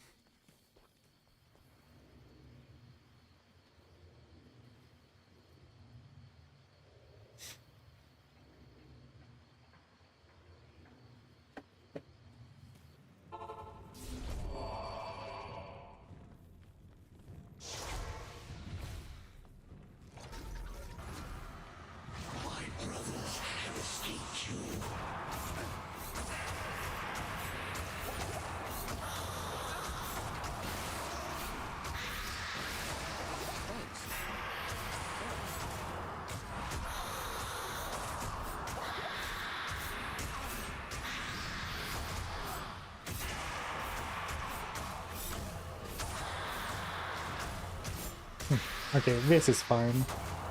I mean, damage isn't fine, but if you stand really close to Mephisto, he really likes to use his melee attack and his poison attack, which is by far his weakest attacks. Thanks. Oh, except when he crits. Good timing, Mephisto.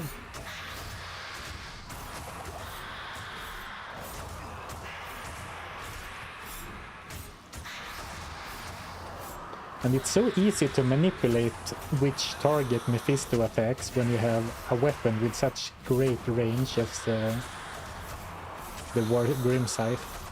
Thanks.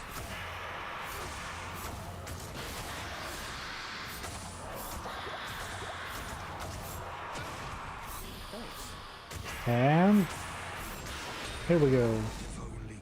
Ooh, two uniques and a set. Womp womp. Do we have any magic find? 20.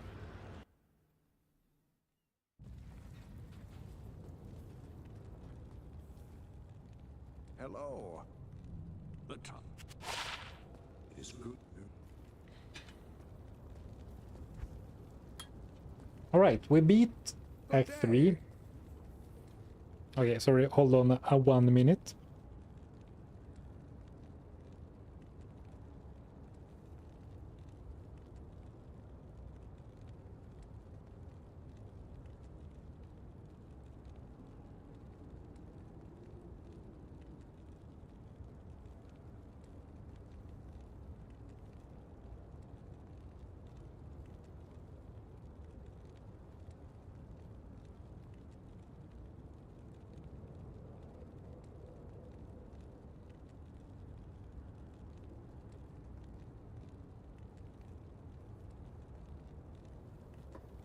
Right, so we beat 3 acts today. Pretty good progress. Well, 2.2 acts, but we killed 3 act bosses, so decent progress. 30k? 4k.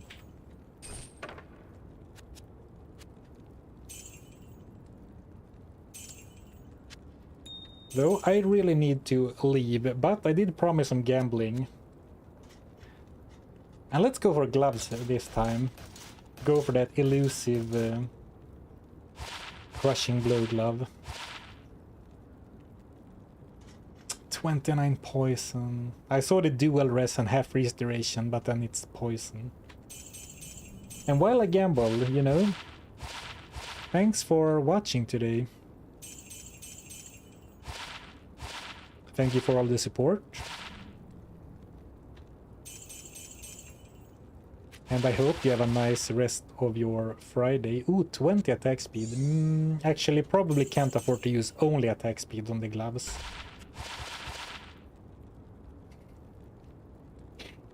I did a little cheeky circlet gamble on a whim, and we get a rare with all res and mana steel. I guess the res is really low, actually, but still better than this, right? I should have been gambling circlets all along. So 5 mana steel. Very nice to have. With this weapon, not very needed, but when we eventually replace the weapon,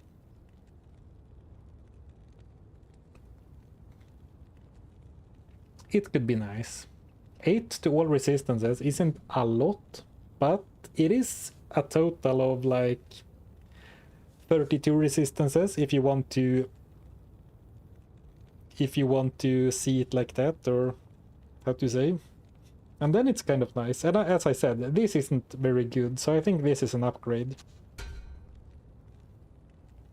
Could even socket it, because we do have one socket quest from normal, and we'll soon get another one. I'm not sure why I'm keeping these gloves. Even if it helps me hit another breakpoint, can I afford to not have resistance on my gloves? I'm not sure.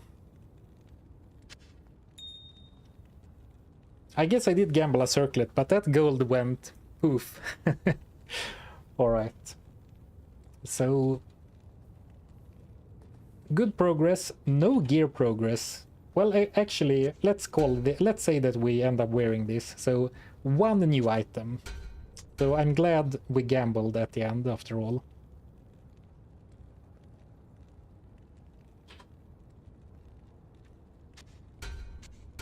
Yeah, looks good. Almost capped. And capped on the light. But we'll save this in case I really need the attack rating or something, I don't know. Could even put a perfect diamond into it if I really need to.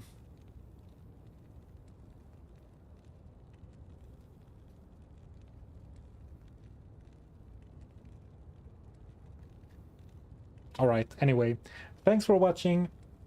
Thanks for hanging out today. Have a good Friday and have a nice weekend. And thanks for all the support today. And I guess next stream, the next stream is planned for Monday, I guess. And I don't think there's any reason that it won't happen, but you know, you never know. Alright, see ya, have a good one. Goodbye. I've forgotten, I take one stream, 1 week of streaming, and I forget how you end a stream. Well, I'm just gonna click the button. Bye.